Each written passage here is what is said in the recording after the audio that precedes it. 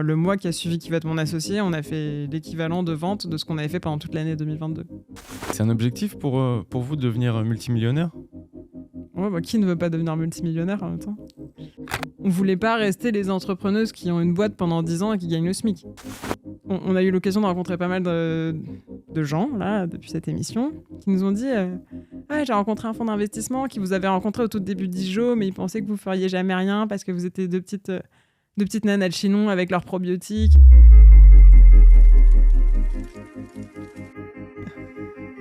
Bonjour à tous et bienvenue dans ce nouvel épisode des Rois du Scale. Aujourd'hui, j'accueille Anouk Le Terrier. Salut Anouk. Salut Thibaut. Écoute, bon, je te pose une question. Imagine, t'es simple. Imagine, t'es dans un restaurant ou à une soirée, et là, quelqu'un arrive et te dit Salut, t'appelles comment et tu fais quoi dans la vie? Je fais des compléments alimentaires pour le ventre et je m'appelle Anouk. Je suis toujours un peu perturbée quand quelqu'un que je ne connais pas me parle. Ça fait partie de cette catégorie de la population assez timide. Donc, tu fais des compléments alimentaires. Donc, t'es parapharmacienne. Bah presque. Je suis dans le domaine de la pharmacie, sauf que moi je l'ai remis au goût du jour avec mon amie d'enfance Lisa, parce qu'on a voulu que ce soit sympa de prendre soin de son ventre. Donc on est sorti les produits de la pharmacie pour les vendre en ligne avec un branding un peu plus évolué, une image de marque voilà, plus travaillée pour donner vraiment envie aux gens de prendre soin de leur ventre. Ok, donc t'es avec Lisa, vous êtes deux, c'est ça? Deux cofondatrices? Ouais, on est deux associés. Ok. À part égale? À part égale, 50-50. C'est important de le préciser parce que apparemment c'est pas une good practice de l'association entrepreneuriale. Mais pour nous, c'était important que tout le monde joue sa vie de la même manière. Donc, on a fait comme ça. Ok. Et donc, dans ce business, vous avez fait combien de CA l'an dernier et vous prévoyez combien cette année? Alors, l'année dernière, on a fait 1,5 million. C'était notre 3e exercice comptable. Et on aimerait bien atteindre les 5 millions en 2023. Ok.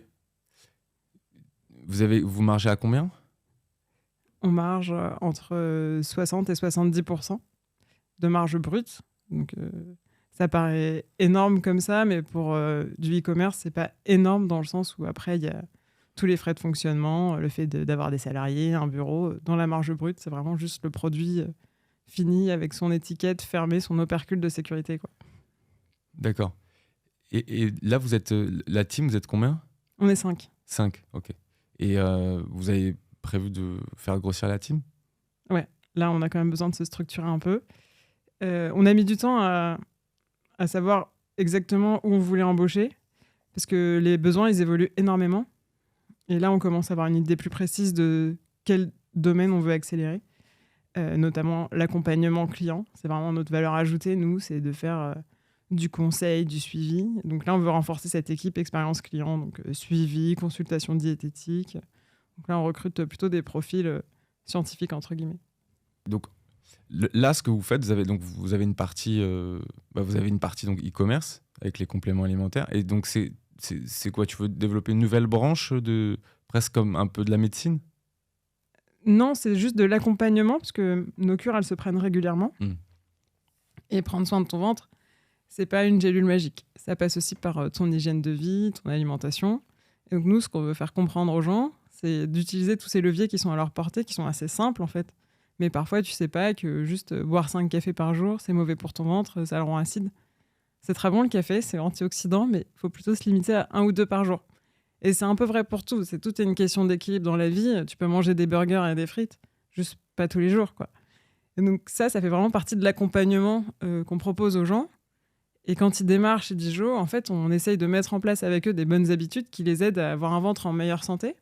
Et donc ça te permet de mieux supporter les excès ponctuels, de moins tomber malade, d'être mieux de manière générale, quoi. Et c'est super important parce que notre objectif, c'est vraiment de soigner l'origine des symptômes que tu peux avoir. C'est pas juste de les masquer. C'est vraiment un mieux-être qu'on cherche à obtenir.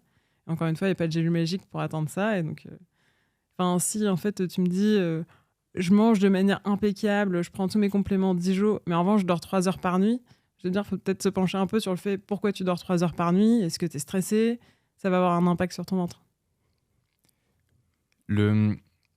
Donc ça va être quoi? Du conseil à l'heure? Une sorte d'abonnement? Comment ça va fonctionner en fait, cette nouvelle branche? Alors, tu as des consultations, donc en one-shot, où pendant 45 minutes, tu es avec notre diététicienne Pauline qui est en interne. Et un mois après, on te fait un petit suivi de 15 minutes pour voir ce que tu as mis en place, qui a fonctionné, pas fonctionné. Nous, en général, on va te donner une douzaine de choses à appliquer. Si déjà tu en appliques 2-3, c'est pas mal pour changer ton quotidien. Après, on travaille aussi sur un modèle d'abonnement, déjà pour recevoir nos cures régulièrement à chaque changement de saison ou tous les mois si tu en as besoin. Et là, effectivement, on aura aussi un accompagnement humain sur cet abonnement. On étudie même l'idée de faire une application pour être dans ta vie tous les jours, tous les matins quand tu te réveilles. D'accord. Donc ça, c'est des projets d'expansion. Ouais, donc c'est une idée. Voilà, fait pas juste genre de la vente de compléments, mais vraiment un accompagnement humain. Parce que, alors moi qui suis un peu hypocondriaque, je vais partir d'une hypothèse, mais c'est quoi? C'est que les gens, ils ont aussi besoin de... En fait, ils ont plus besoin de gélules ou ils ont plus besoin de conseils? Les deux. Et la force de Dijo, c'est d'offrir les deux, justement. Parce qu'aujourd'hui, on a tous besoin de prendre des compléments alimentaires pour notre ventre, et notamment des probiotiques à cause de nos modes de vie modernes. Donc, alimentation transformée, prise de médicaments. On vit tous dans des environnements un peu pollués. Et j'imagine que tu mets pas tes mains tous les jours dans la terre ou en contact avec des animaux. Donc logiquement, tu as moins de bonnes bactéries pour enrichir ton microbiote. Donc, déjà, on a tous un microbiote un peu appauvri. Donc ça, c'est important de réintégrer ces bonnes bactéries régulièrement. Et après, ces conseils, ils permettent de s'adapter à ton lifestyle, à tes objectifs. Ça change, hein, même tous les 3 mois, tu peux aussi changer d'objectif. Il y a une saisonnalité, hein. Même la nature, elle a une baisse hormonale de manière générale avant l'hiver, parce que voilà, tous les organismes se mettent au ralenti. C'est vrai dans la nature, c'est vrai pour nos corps à nous. Donc voilà, l'idée, c'est d'accompagner tous ces changements et aussi de faire prendre conscience aux gens qu'il faut s'écouter, c'est important. On ne veut pas rentrer dans l'extrême, mais c'est important de faire comprendre aux gens qu'il faut s'écouter pour se soigner. Et c'est pas juste un médicament qui va masquer tes symptômes, qui va masquer tes douleurs, qui va te permettre d'aller mieux sur le long terme. Et tout à l'heure, tu m'as dit, ouais, on fait 12 recommandations. Ces recommandations, c'est des recommandations générales ou c'est des recommandations sur mesure pour chaque personne? Sur mesure, justement, pendant ces coachings nutrition, on va te demander ce que tu manges, est-ce que tu sautes des repas, qu'est-ce que tu manges au petit-déj, combien d'heures tu dors par nuit, est-ce que tu es stressé. Enfin, on fait vraiment un bilan de toi, qui t'es, ce que tu manges, ce que tu aimes. Et on va te dire ce qui est bien, pas bien. On va essayer d'orienter un petit peu sans changer ta vie parce que l'idée, c'est que ce soit pas une contrainte parce que ça marche si c'est appliqué sur le long terme. Je te donne un exemple concret. Les gens qui essayent de perdre du poids et qui s'affament pendant 3 semaines, qui perdent 6 kilos mais qui reprennent le double après, nous, on veut justement éviter ça. Alors, la perte de poids, c'est un des objectifs, mais il y a le fait d'être moins ballonné, de moins tomber malade, d'avoir une meilleure humeur, une plus belle peau. Voilà. On rencontre pas mal de choses comme ça. Et pourquoi on se penche là-dessus? C'est la genèse de Dijon. En fait, on est né sur les réseaux sociaux, en communiquant, en faisant de la pédagogie, de la vulgarisation scientifique. Et on s'est rendu compte que c'était le meilleur moyen de toucher les gens, c'était de leur faire comprendre comment ça fonctionne.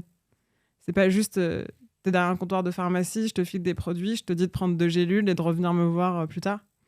Je veux vraiment que tu comprennes, que tu deviennes acteur de la santé de ton ventre, en fait. C'est pour ça que les gens, ils nous suivent et maintenant, on est leader d'opinion, entre guillemets, sur la santé du ventre parce qu'on s'est spécialisé là-dedans et que les gens repartent avec un savoir. Ils sont sachants. Quand ils sont abonnés à notre newsletter, ils apprennent des choses pour prendre soin d'eux, pour prendre soin de leur entourage aussi. Et ça, c'est hyper important pour nous. Ça fait vraiment partie de notre mission, en plus de vendre nos produits. Ouais, parce qu'il y a un sujet qui est assez intéressant et je le vois. Je trouve que vous jouez bien avec. C'est en fait, sur Instagram, tu dis voilà, tu fais des carousels, tu dis bon, voilà, on va analyser la forme de votre caca. Tu vois, ou je sais pas, tu mets face à la caméra et je sais plus, tu sais, je t'avais envoyé un message quand tu avais fait bon, alors les amis, aujourd'hui, on va vous parler caca, tu vois. Et en fait, vous en jouez beaucoup là-dessus parce que c'est un sujet un peu. C'est un sujet tabou. Et vous, en fait, vous y allez les 2 pieds dedans, en fait, au final. Il faut, parce que personne ne va en parler. Et l'origine de l'expression « ça va », c'est ça, comment tu vas à la selle, en fait. C'est donc comment ça se passe quand tu vas aux toilettes. Voilà, comment tu vas. Avant, on disait « comment tu vas à la selle ». C'est là d'où ça vient. Ah bon? Quand on dit « bonjour ». Ouais. Parce que c'est vraiment... ça montre vraiment que ton transit, c'est à l'image de ton état de santé global. De toute façon, tu vois bien, quand tu es stressé, en général, ça modifie ton transit. Si tu manges des trucs qui te conviennent pas trop, ça modifie ton transit. Et à un moment, de toute façon, il n'y a pas 15 000 manières d'expliquer aux gens.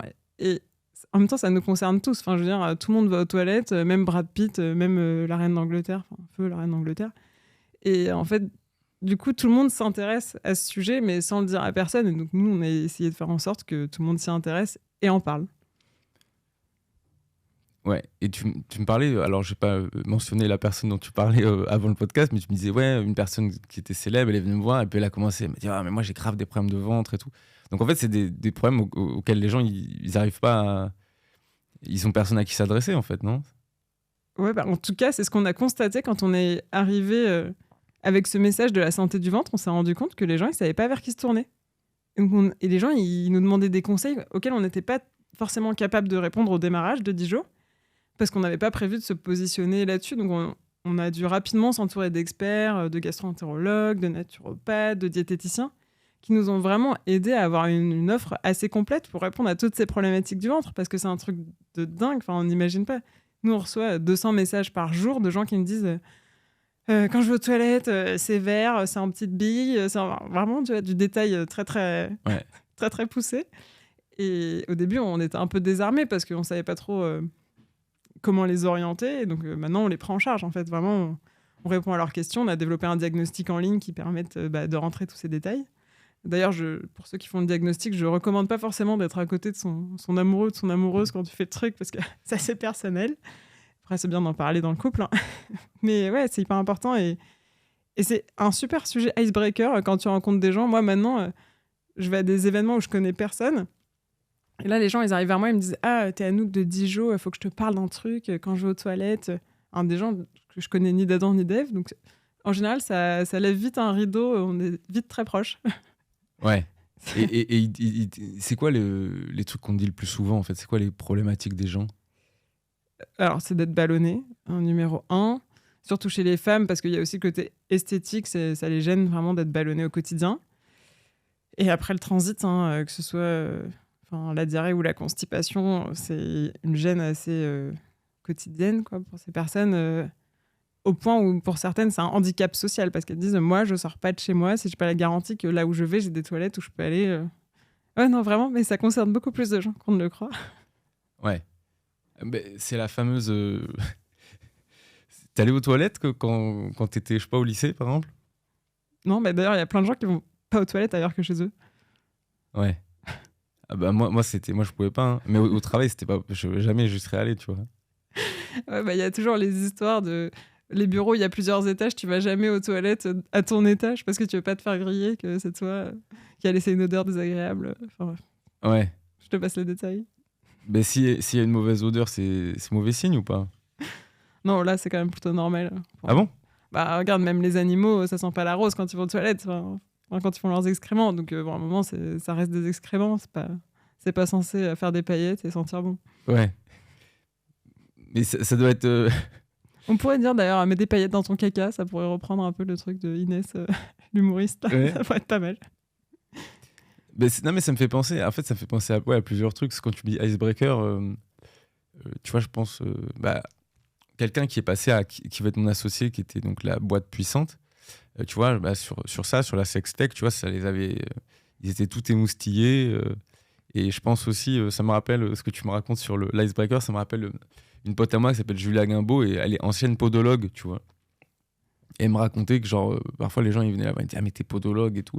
Et parfois tu vois elle était en boîte ou dans un bar et le mec il enlevait les chaussures et il lui disait mais c'est grave ça, j'ai un truc à mon orteil, j'ai une verrue, tu vois, enfin genre et c'est vrai que par exemple les médecins, tu vois, les médecins que je connais, ils ont un rapport dans leur manière de parler, ils disent voilà que le caca, le sexe, tu vois, c'est des trucs qui sont beaucoup plus quotidiens, ils en parlent sans souci en fait, tu vois. Ouais, c'est clair. Et d'ailleurs, les médecins, ils ont un voile. Genre, quand ils sortent de leur cabinet, ils ont pas envie de te traiter. Ils arrivent bien à mettre une frontière entre je suis en train d'exercer, là, je suis ton médecin. Et quand je sors de mon cabinet, genre, arrête de me poser des questions sur ta santé. Et je crois que nous, avec Lisa, on a un peu de mal à faire ça encore. C'est-à-dire que dans nos vies perso, on nous pose beaucoup de questions sur le transit et sur la santé du ventre de manière générale. Mais bon, en même temps, nous, on adore parler de ce sujet. Et c'est aussi la mission qu'on s'est donnée, c'est de lever les tabous. Donc, on développe des réseaux autour de ça, de la communication autour de ce sujet. Donc, on est obligé d'assumer derrière de de répondre aux questions de tout le monde. Mais parfois, c'est un peu gênant. Effectivement, j'ai des amis de ma grand-mère qui m'écrivent sur Instagram. Alors, déjà, je ne sais même pas comment ils ont Instagram. Ils me disent oui, j'ai des gros problèmes pour aller aux toilettes. C'est très gênant pour moi. Je ne sais plus quoi faire. Je ne sais pas vers qui me tourner. Voilà, y a des médecins qui m'ont dit que c'était dans ma tête. Et du coup, tu es un peu en mode... Tu te rends compte que ces gens, ils ont surtout besoin de parler. Qu'on leur dise que c'est normal. Enfin, la santé de ton ventre, ça varie par plein de facteurs. Si tu es stressé, ce que tu as mangé, où tu es, si tu es resté assis toute la journée. Enfin, voilà, il y a plein de choses qui jouent. Et c'est juste de l'explication, en fait. Mais du coup, il faut bien que quelqu'un prenne en charge la question. Et leurs médecins, ils peuvent pas les aider? Alors, je sais pas si le fait d'être physiquement avec ton médecin, t'oses pas forcément parler. Surtout pour les personnes d'un certain âge, c'est le médecin qui voit depuis un certain nombre d'années. En fait, ils n'ont pas du tout envie de leur parler de ça. Ouais. Pareil avec le pharmacien. En fait, le pharmacien, c'est une personne physique. Donc, tu vas pas forcément lui raconter la forme de ton caca. Alors que via Instagram, via les mails, tu peux plus te lâcher sur le côté descriptif de la chose, quoi. Voilà. On va parler un peu du coup de tes des produits, ok? Donc est-ce que tu peux me donner les grandes gammes de produits? En gros, moi, je vais dire ce que moi j'ai compris. Il y a la glutamine, vous avez la protection du foie, vous avez la lithotamine. Alors, je sais jamais si on dit lithotamine ou lithotamine. C'est lithotam. Lithotam. Ni l'un ni l'autre. Ah bon, d'accord. Ah oui, mais je confonds avec la glutamine alors. Ok. Et vous avez aussi un pour la confort vaginal, c'est ça? Ouais. C'est les grandes gammes ou j'en oublie? Alors déjà, il y a 2 catégories de produits chez Dijo. Il y a les probiotiques d'un côté. Donc ça, c'est le côté bonnes bactéries où on réintègre les microbiotes, donc microbiote intestinal et microbiote vaginal. Comme tu disais, il y en a une cure pour les enfants. Et ensuite, il y a les soins du ventre. Donc là, c'est des cures de phytothérapie qui vont aller cibler des problématiques plus précises. Donc les probiotiques, c'est à prendre régulièrement pour tout le monde. Et là, les soins du ventre, on a une intervention un peu plus précise par rapport à ta problématique. Donc comme tu disais, détox du foie. Glutamine, si tu as de l'inflammation ou la paroi des intestins abîmée, notamment les gens qui ont des problèmes de transit récurrents, on va réparer la paroi des intestins avant de mettre des bonnes bactéries. Lithotam pour l'acidité, on a un produit particulier pour la constipation. Voilà, en fait, nous, notre produit phare, c'est les probiotiques, ce qu'on recommande à prendre très régulièrement. Mais on s'est vite rendu compte que c'était nécessaire mais pas suffisant, parce que voilà, tous les gens qui ont de l'acidité, de la porosité intestinale, un foie saturé, faut aussi qu'on intervienne pour que ce microbiote il reste équilibré. Tu veux peut-être que je fasse une petite parenthèse sur qu'est-ce que c'est le microbiote? Ouais, c'est une question que j'allais te poser. Au début, j'ai oublié, comme d'hab. Allez, cours d'SVT. Mais donc, le microbiote, c'est les milliards de bactéries qui colonisent nos intestins. Et ça fonctionne vraiment comme une forêt tropicale, ce qu'on appelle un écosystème, où il y a plein d'espèces qui vivent en interdépendance les unes avec les autres. Et donc, quand tu as une espèce qui disparaît, c'est tout l'écosystème qui est déséquilibré. Et à l'image de la forêt tropicale, il ne suffit pas de replanter une fleur au milieu de la forêt pour que tout reprenne. Donc là, l'intérêt de réintégrer des probiotiques et différentes espèces, c'est de faire reprendre cet écosystème pour qu'il recolonise tes intestins et reprenne vie. Comme je le disais, avec nos modes de vie modernes, aujourd'hui, c'est vrai que ces écosystèmes de bactéries sont un peu mis à mal par ton alimentation, les médicaments, la pollution, le fait d'être moins en contact avec la nature. Par rapport à nos grands-parents, nos microbiotes, ils sont 10 fois plus pauvres. C'est pour ça que vraiment, nous, les probiotiques, on recommande vraiment à tout le monde d'en prendre. Il y a plein de gens qui me disent moi, j'ai pas de problème de ventre spécifique, est-ce que je dois prendre des probiotiques? On a votre, mais c'est le meilleur moment pour en prendre. N'attendez pas d'avoir des problèmes, justement, pour prendre soin de votre ventre et notamment de votre microbiote. Et voilà, et du coup, si on a un besoin un peu plus costaud, on va recommander ces soins du ventre, qui sont les produits blancs. Les probiotiques sont noirs et les soins du ventre sont blancs. Voilà. La gamme Dijo. Ok, donc qu'est-ce que je peux prendre au quotidien, du coup, tout le temps? Tu peux prendre au quotidien des probiotiques pour la flore intestinale. Je ne suis pas trop concernée par la flore vaginale, Thibaut. Mais tu peux essayer, tu n'en mourras pas. Hein. Les probiotiques, on peut en prendre autant qu'on veut. On peut en prendre tout le temps, dans le sens où ce n'est pas quelque chose qui passe dans le sang. C'est des bonnes bactéries qui colonisent nos intestins, qui font leur petite vie, et après, elles sont expulsées par les selles. Et plus elles vivent longtemps, mieux c'est, puisque ça rééquilibre bien le microbiote. La glutamine, tu peux aussi le prendre au quotidien. Parce que la glutamine, pour expliquer comment ça fonctionne, c'est un acide aminé qui répare la paroi intestinale, en fait. Et cette paroi intestinale, il faut qu'elle soit en bonne santé pour laisser passer les vitamines, les nutriments, mais faire effet de barrière pour bloquer toutes les bactéries pathogènes, donc, le fait d'être malade, et que le microbiote puisse se fixer sur la bactérie que ton microbiote puisse se fixer sur la paroi de tes intestins. Et en gros, quand tu n'as pas ce bon microbiote, ça laisse la place libre pour des mauvaises bactéries qui te rendent malade, qui te déséquilibrent et tout. Et moi, par exemple, avec ma pathologie de la thyroïde, j'ai une inflammation globale de tout mon organisme parce que c'est une maladie auto-immune. Donc, mon corps se bat contre mon corps et ça a un impact au niveau intestinal. Et du coup, cette inflammation chronique au niveau de mes intestins, elle crée de la porosité. C'est pour ça que je prends, moi, au quotidien, de la glutamine et des probiotiques. Et c'est les 2 produits que tu peux prendre tout le temps. Et après, les autres produits, c'est ponctuel à chaque changement de saison. C'est grave ta maladie Je pense que c'est assez psychologique de dire qu'une maladie, c'est grave ou non. Tu vis très bien avec, dans le sens où c'est pas contraignant. Aujourd'hui, tu peux prendre un médicament tous les matins et tu t'en sors. Après, ça dépend quels sont tes objectifs. Si tu veux courir des Ironman, oui, c'est contraignant. Si tu es toute la journée derrière ton bureau, ça va. Quoi, quand tu as un enfant en bas âge, c'est quand même un peu compliqué. Mais non, il faut apprendre à vivre avec. Je pense qu'il y a plein de contraintes dans la vie. Et moi, vivre avec cette pathologie, ça fait que je suis un peu plus fatiguée que la moyenne. J'ai parfois des petites baisses de régime, des petites baisses de morale, mais j'ai appris à me connaître, à vivre avec. Et je mets en place beaucoup de choses pour essayer d'atténuer les pics.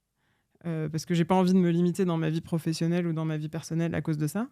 Donc je mets tout en place pour avoir l'énergie maximum pour faire tout ce que j'ai envie de faire. Mais oui, c'est une petite contrainte, mais c'est une prise de conscience. Enfin, moi, personnellement, je pense que ça m'a apporté plus de positif que de négatif parce que ça m'a fait me poser des questions existentielles importantes dans ma vie, quoi.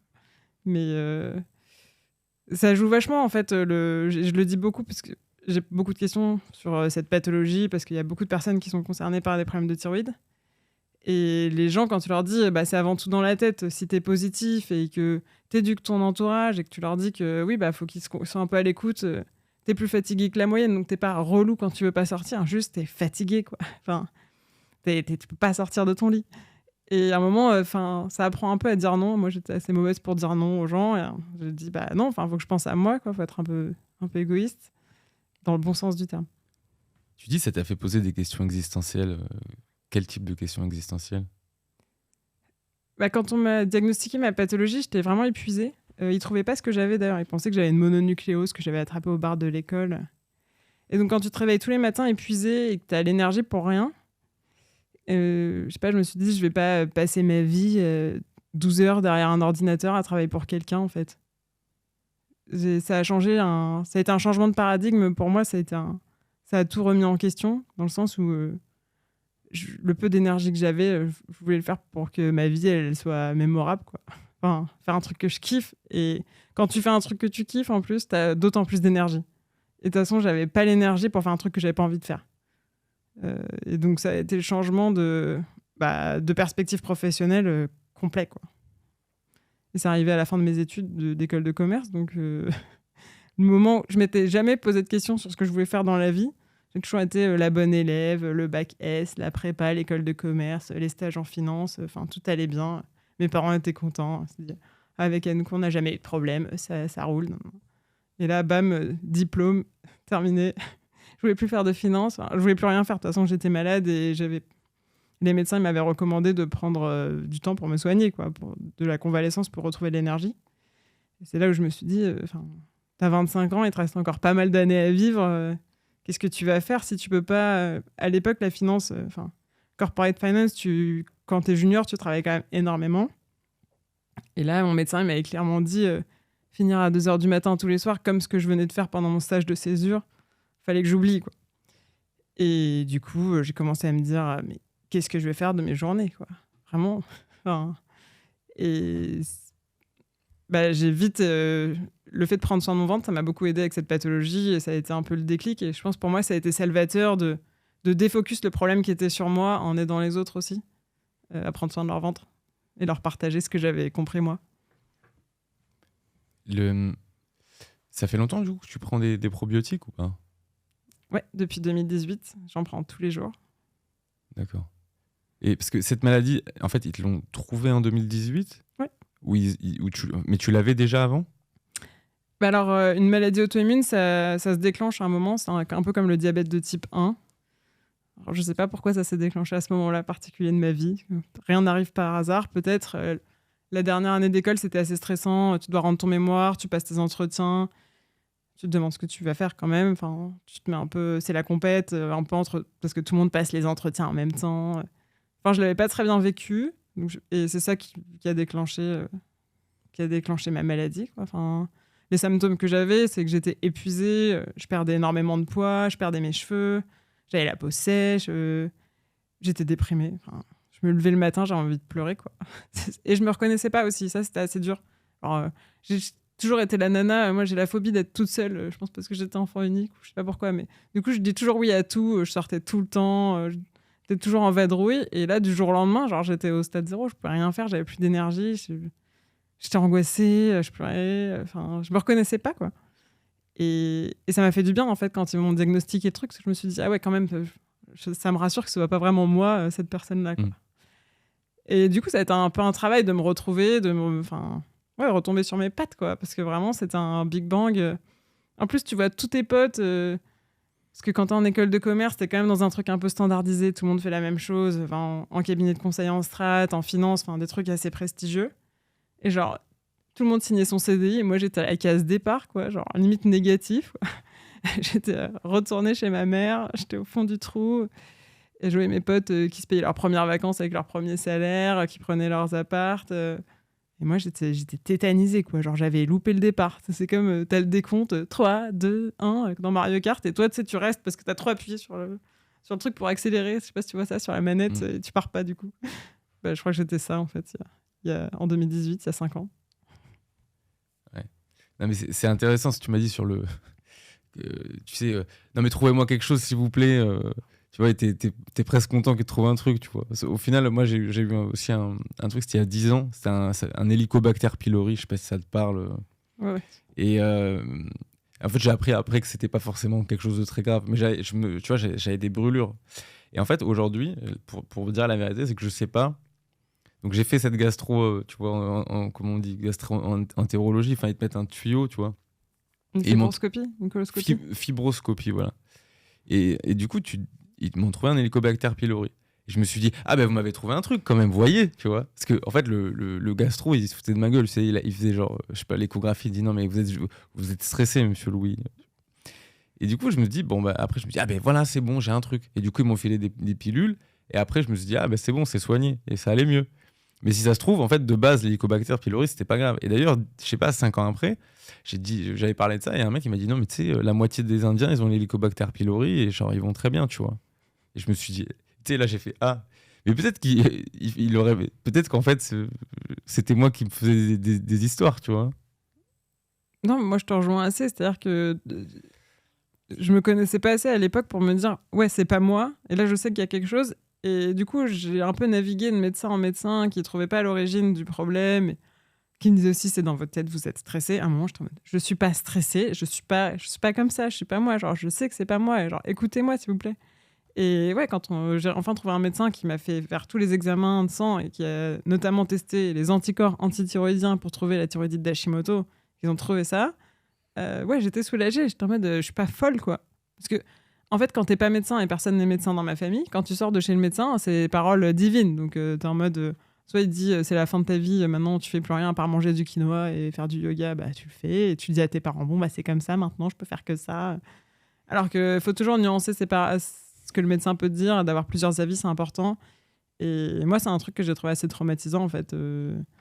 Tu sais pas, tu regardes sur Google, t'es encore plus stressé. Donc c'est assez compliqué de se faire bien accompagner, et ça, je me suis bien renforcée là-dessus. Et chez Dijo, on a 2 typologies de clients. On a les clients qui sont pas malades et qui sont dans une démarche de bien-être, et les gens qui ont des vraies pathologies, et ils trouvent une vraie valeur ajoutée, alors qu'on n'est pas médecin chez Dijo, mais juste du côté écoute, mettre en place des choses de bien-être, d'hygiène de vie. Parce qu'aujourd'hui, il y a 2 mondes dans la santé. Il y a la médecine et il y a les alternatives bien-être. Et moi, j'ai jamais compris pourquoi ça fonctionnait pas ensemble, en fait. D'aller voir un médecin et un diététicien ou un naturopathe. Parce que normalement, les deux causes fonctionnent ensemble. Enfin, c'est très bien de manger équilibré et de prendre ton traitement médical. Et j'ai jamais compris pourquoi il y avait un mur entre ces deux professions, quoi. Et nous, on rétablit un petit peu ça parce qu'on a pas mal d'expertise en interne pour avoir le côté un peu médical, parce qu'on se renseigne et on travaille quand même avec des médecins, et le côté naturel avec des experts santé plus bien-être. Bah, en fait, sur ça, même sur cette cassure-là entre les deux, c'est la guerre. Tu vois, moi, je regarde sur Twitter, en fait, les médecins tradis, tu vois, mais même, ils combattent, en fait, la naturopathie. Tu sais, tous les trucs, là. Là, il y a une grande mode actuellement, c'est... tu fais des lavages... je sais même plus comment on appelle ça. Des irrigations du côlon. Irrigation du côlon, voilà, c'est ça. Donc pour les auditeurs, putain, les rois du scale, c'est nouveau sujet sur les rois du scale. Oui, c'est qu'en fait, ils te mettent un tuyau dans l'anus, hein, voilà. Et puis, ils mettent de l'eau chaude dedans et puis ils lavent le truc. Et en fait, tu vas à la selle, en fait, et t'es comme ça, et ça passe dans le tuyau, quoi. Non, mais évidemment, alors ce serait une pratique ancestrale. Et il y a beaucoup de célébrités. Par exemple, DiCaprio aurait fait tu vois, des irrigations du côlon, etc. etc. Enfin, et évidemment, tous les gens, en fait, tu n'as pas besoin d'être certifié en médecine pour faire ça. Et je ne sais pas pourquoi les médecins, ils sont en guerre, ils partent en guerre contre ça sur Twitter, quoi, tu vois. Mais c'est comme tous les changements. Hein. Les probiotiques, les médecins, ils ont fait la guerre aux probiotiques il y a 10 ans. Et là, ça commence à arriver. Ils commencent à avoir des études scientifiques. Et ça y est, on s'ouvre un peu les chakras. Mais nous, on se prend quand même pas mal de portes. Parce que les médecins qui exercent aujourd'hui, qui étaient sur le banc de la fac il y a 50 ans, ils n'ont jamais entendu parler des probiotiques. Et du coup, ils sont en mode... vu qu'ils ne sont pas formés depuis 50 ans, ils ne se posent pas trop la question. Ils sont en mode, oui, si vous voulez, ça doit être de toute façon un effet placebo. C'est quand même 30% des effets. Mais du coup, il ne faut pas s'arrêter à ce que les médecins disent. Et il y en a des très bien, c'est comme partout, quoi. Il faut trouver ceux qui te correspondent, quoi. Ouais. Non, mais c'est clair. Et aujourd'hui, en fait, c'est un peu comme l'ostéopathie. Tu vois, l'ostéopathie, c'est pas toujours reconnu, c'est pas toujours remboursé, etc. Pourtant, quand tu vas, je me rappelle, c'était un PSG Chelsea, il y avait un joueur qui s'appelait David Luiz, tu vois, il devait être absolument remis pour le match, etc. Et ils lui ont foutu je sais pas combien d'ostéopathes pour le remettre en place, tu vois. Et en gros, je me rappelle, je sais pas, quelqu'un pose une question à Nasser Al-Khelaifi, elle lui dit mais pourquoi vous utilisez des ostéos, c'est pas reconnu et tout. Et Nasser il fait non mais pas de souci, moi je défends pas l'ostéopathie et tout. Mais juste dans les faits, en fait ils ont utilisé les ostéos parce qu'en fait c'est le truc qui fonctionnait, tu vois. Et c'est un peu, tu vois, entre ce que dit Taleb sur écoutez pas trop ce que les gens disent, mais regardez plutôt ce qu'ils font, tu vois. Pourquoi je te dis ça? Je perds le fil. Non, voilà, et donc c'est que les médecins, c'est un lobby. Bon, je vais pas me faire beaucoup d'amis là, mais on va se faire ban. Non, mais il y a aussi ça. Donc, je dis pas qu'il faut rentrer toujours dans le paramédical. Je suis d'accord avec toi que c'est deux mondes distincts, mais qu'il faut lier, quoi. Tu vois. Et j'ai appris il y a pas longtemps que dans les études de médecine, ils avaient genre même pas 2 heures de nutrition. Ouais, c'est vrai ça. Ouais, c'est un module. Ouais, alors aujourd'hui, il y a quand même plein de médecins qui font la démarche de se former en plus à la naturopathie, à la diététique. Et donc ça, c'est super intéressant. D'ailleurs, moi, la médecin qui m'a sauvée, entre guillemets, parce que franchement, je peux dire sauvée, elle était médecin et naturopathe. Elle avait 2 casquettes. Et elle m'a dit, il y a le traitement pour la thyroïde hormonale, le lévothyrox. Mais ça va pas suffire, en fait, si vous voulez vous sentir mieux et faire tout ce que vous voulez faire dans la vie. Il fallait que je mange des sardines, que je mange le matin, c'était important, parce que l'organisme, c'est un regain d'énergie de manger le matin, mais il y a beaucoup de gens qui sautent le petit déjeuner, dont moi. Et elle me disait, vous, avec votre pathologie, c'est pas conseillé de sauter un repas. Donc voilà, il y a plein de choses comme ça que j'ai apprises pour aller mieux. Pareil, quand je suis hyper fatiguée, elle me dit, la digestion, c'est un poste de dépense énergétique très important. Donc là, elle m'a dit, vous pouvez faire de la monodiète, c'est-à-dire manger un truc très simple, du riz basmati, le soir. Comme ça, c'est facile à digérer, ça vous prend pas trop d'énergie pendant la nuit, vous pouvez vraiment récupérer. C'est un truc tout con, mais en fait, personne n'avait jamais pris le temps de me dire ça, et c'est vrai que ça marche. En tout cas, sur moi, ça a marché.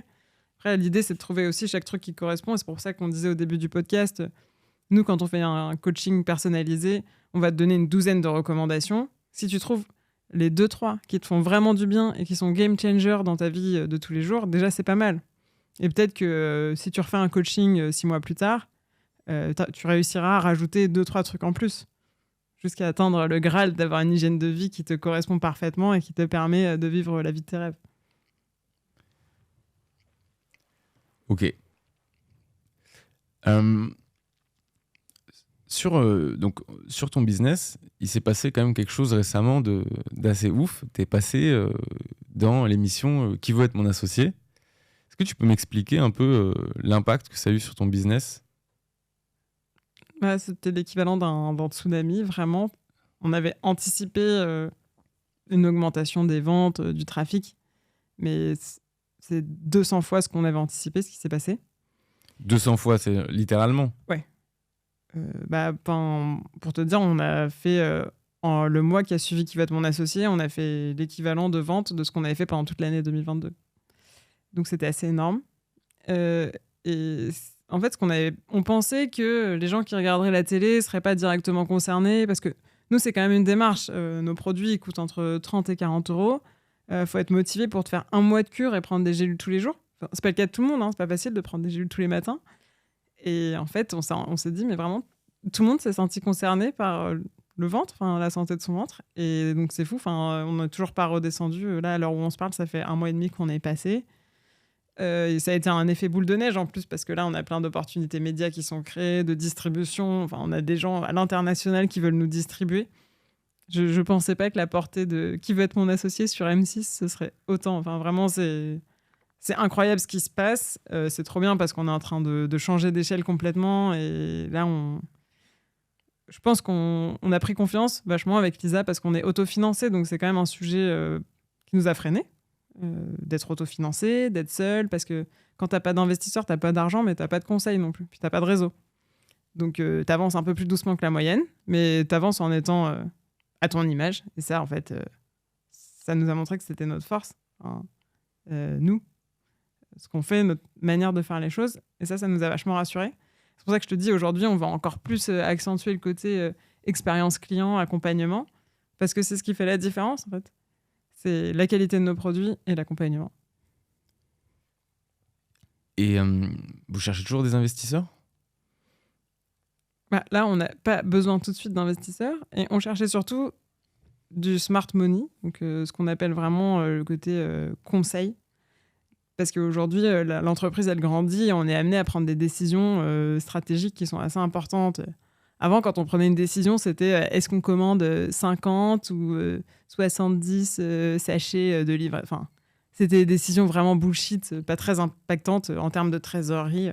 Là, maintenant, il faut valider des commandes sur l'année, s'engager sur des contrats de 200 000 euros. Enfin, moi, ça me fait stresser quand je fais un virement de 200 000 euros. Enfin, je me sens pas... je fais pas ça tous les jours, quoi. Et du coup, on cherchait vraiment quelqu'un pour nous accompagner dans ces nouvelles étapes, être plus fort sur la distribution, l'international. Donc, on cherche toujours. Après, ça nous a bien renforcé, je pense. Ça nous a montré que seul, on pouvait aussi y arriver. Et ça, j'espère que ce message est bien passé pendant Qui veut être mon associé, parce qu'on a galéré pendant 4 ans. On n'a jamais eu un article de presse parce qu'on n'a jamais levé. On n'a pas été très pris au sérieux, en fait. On était 2 petites nanas qui parlent de la santé du ventre sur Instagram. On commençait à faire un peu de chiffre d'affaires, donc les gens ils se disaient ah ouais peut-être. Et là les gens ils se sont dit ah ouais quand même elles ont de l'ambition, elles sont sérieuses. Et on a eu l'occasion de rencontrer pas mal de gens là depuis cette émission qui nous ont dit ah j'ai rencontré un fonds d'investissement qui vous avait rencontré au tout début d'Ijo, mais ils pensaient que vous feriez jamais rien parce que vous étiez deux petites nanas de Chinon avec leurs probiotiques. Déjà c'est pas parce qu'on est des filles qu'il faut dire les petites nanas, tu vois. Est-ce que tu dis les petits mecs, tu vois? Déjà, ça m'énerve, mais bon, c'est un autre sujet. Mais là, ça a aussi montré nos ambitions et je pense que nous, ça nous a renforcés à ce niveau-là. C'était important, on en avait besoin. Ouais. Ouais, et puis maintenant, vous dites non à Jean-Pierre Nadir en direct, quoi, et pour 1%. Ouais, alors c'était pas l'objectif. Je pense surtout que c'est...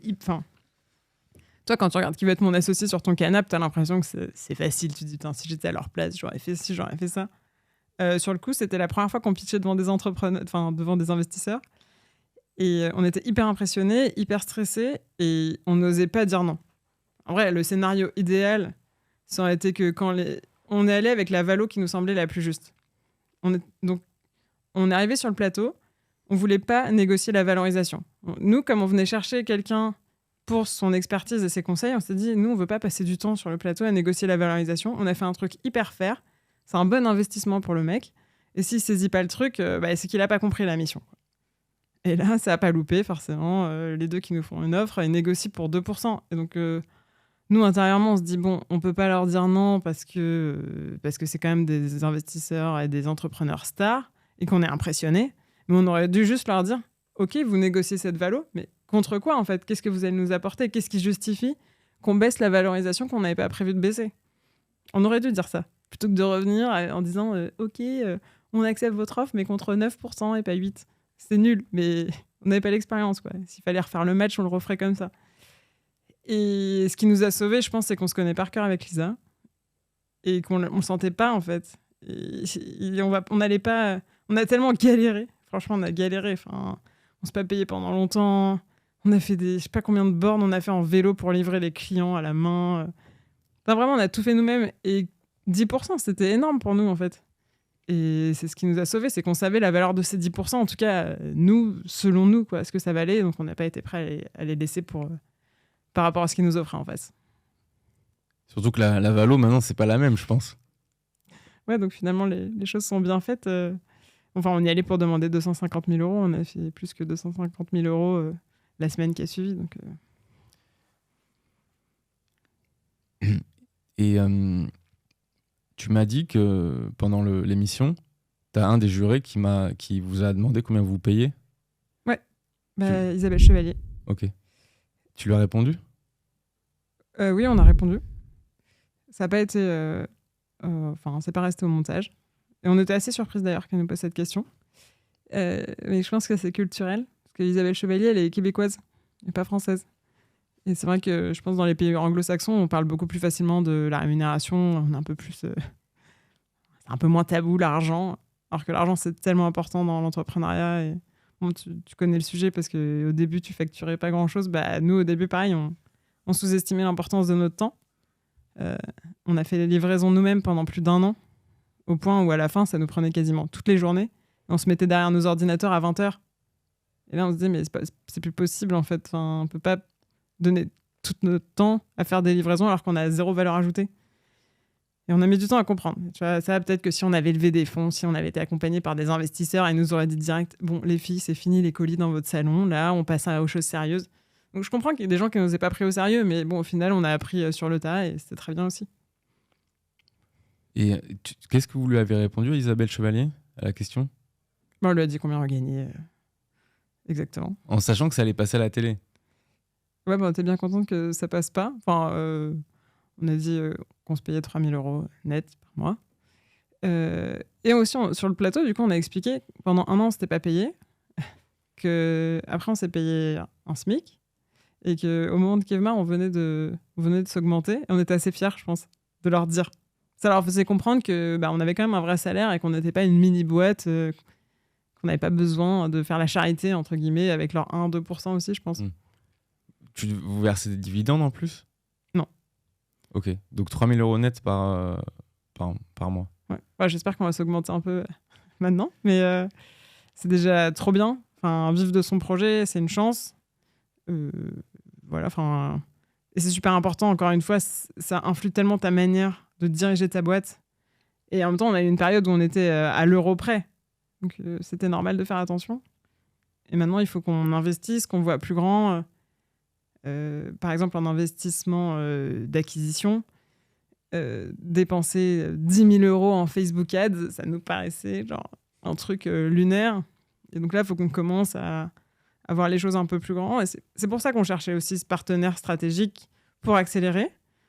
Mais finalement, l'accélération, elle s'est faite toute seule avec ce passage qui va être mon associé. Et aujourd'hui, on doit juste s'adapter à ce changement d'échelle et nous, travailler sur nous, nos ambitions, être plus ambitieuses. Ça, parce qu'on a fait le bootcamp de Thibault Louis, donc maintenant, on a plus la niaque. Mais c'est super important, je pense déjà, quand t'es une femme, t'es un peu plus prête à moins te payer. Par exemple, quand je suis tombée enceinte, je me payais pas, quoi. Je me suis dit, mais mon pire cauchemar, genre toute ma vie, ma mère, elle m'a dit, sois indépendante, machin. Je monte une boîte, je tombe enceinte, je me paye pas, mais c'était apocalyptique, quoi, dans ma tête. Je me disais, mais je fais n'importe quoi, en fait. Et comme quoi, ça s'est passé et aujourd'hui, tout va très bien.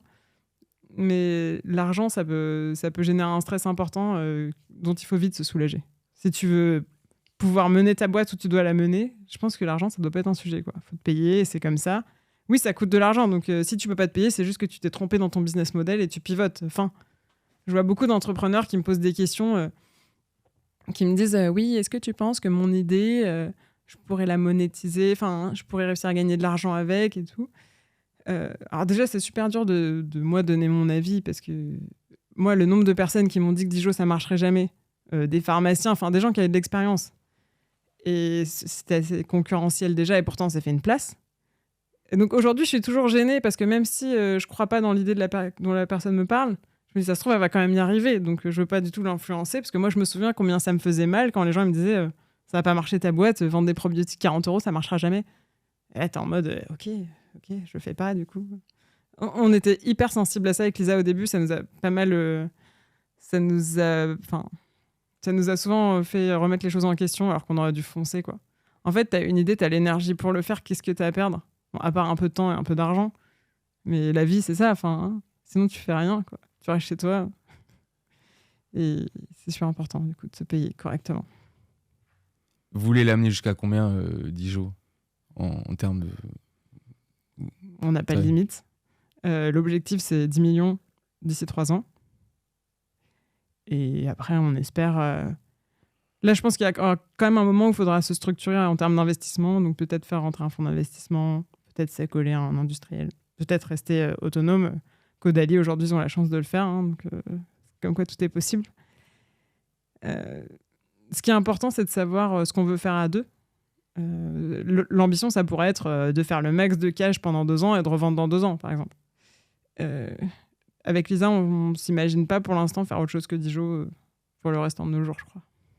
Et là-dessus, on est assez alignés. C'est important. Et pareil, on n'est pas prête à sacrifier notre équilibre vie pro, vie perso pour emmener Dijo faire des milliards et être coté. Et ça, c'est assez intéressant parce que c'était en rencontrant un des investisseurs de Kevma après l'émission qui nous avait accordé un peu de temps. Il nous avait dit, mais les filles, qu'est-ce que vous voulez faire? Est-ce que vous voulez être comme Isabelle Chevalier, passer votre vie dans des avions et monter une multinationale? Est-ce que vous voulez avoir 3 enfants, vivre en province et avoir une PME qui tourne bien? En fait, quand t'es 2 associés, que t'es à 50-50, c'est quand même bien d'avoir la même perspective parce que si tu veux pas la même chose, tu fonces un peu dans le mur. Et ça, c'était une très bonne remarque de Jean-Pierre Nadir, d'ailleurs, de savoir où est-ce que tu veux aller. Alors, nous, je pense qu'on a des grandes ambitions, mais on a envie de prendre le temps de faire des erreurs, de rester nous-mêmes, d'avoir un équilibre vie pro, vie perso. C'est important pour nous. Lisa, elle est passionnée de sport. C'est important pour elle d'avoir cette routine et d'en faire un certain nombre d'heures par semaine. Moi, j'ai un enfant et j'ai envie de profiter de quand il est petit. Voilà. Donc, ça, c'est important pour nous. Demain, tu me dis, t'es en déplacement 1 semaine sur 2, change de job. Et justement, sur ce côté équilibre vie pro vie perso, c'est quoi ta routine, en fait? Ma routine, tu veux dire ma journée un peu type, quoi? Ouais, par exemple. On démarre la journée à 9h30 chez Dijo. Et moi, j'arrive un petit peu avant parce que, comme j'ai un enfant, je me lève tôt. C'est un nouveau truc dans ma vie, ça. Et on part entre 18h et 19h. Et après, je travaille plus.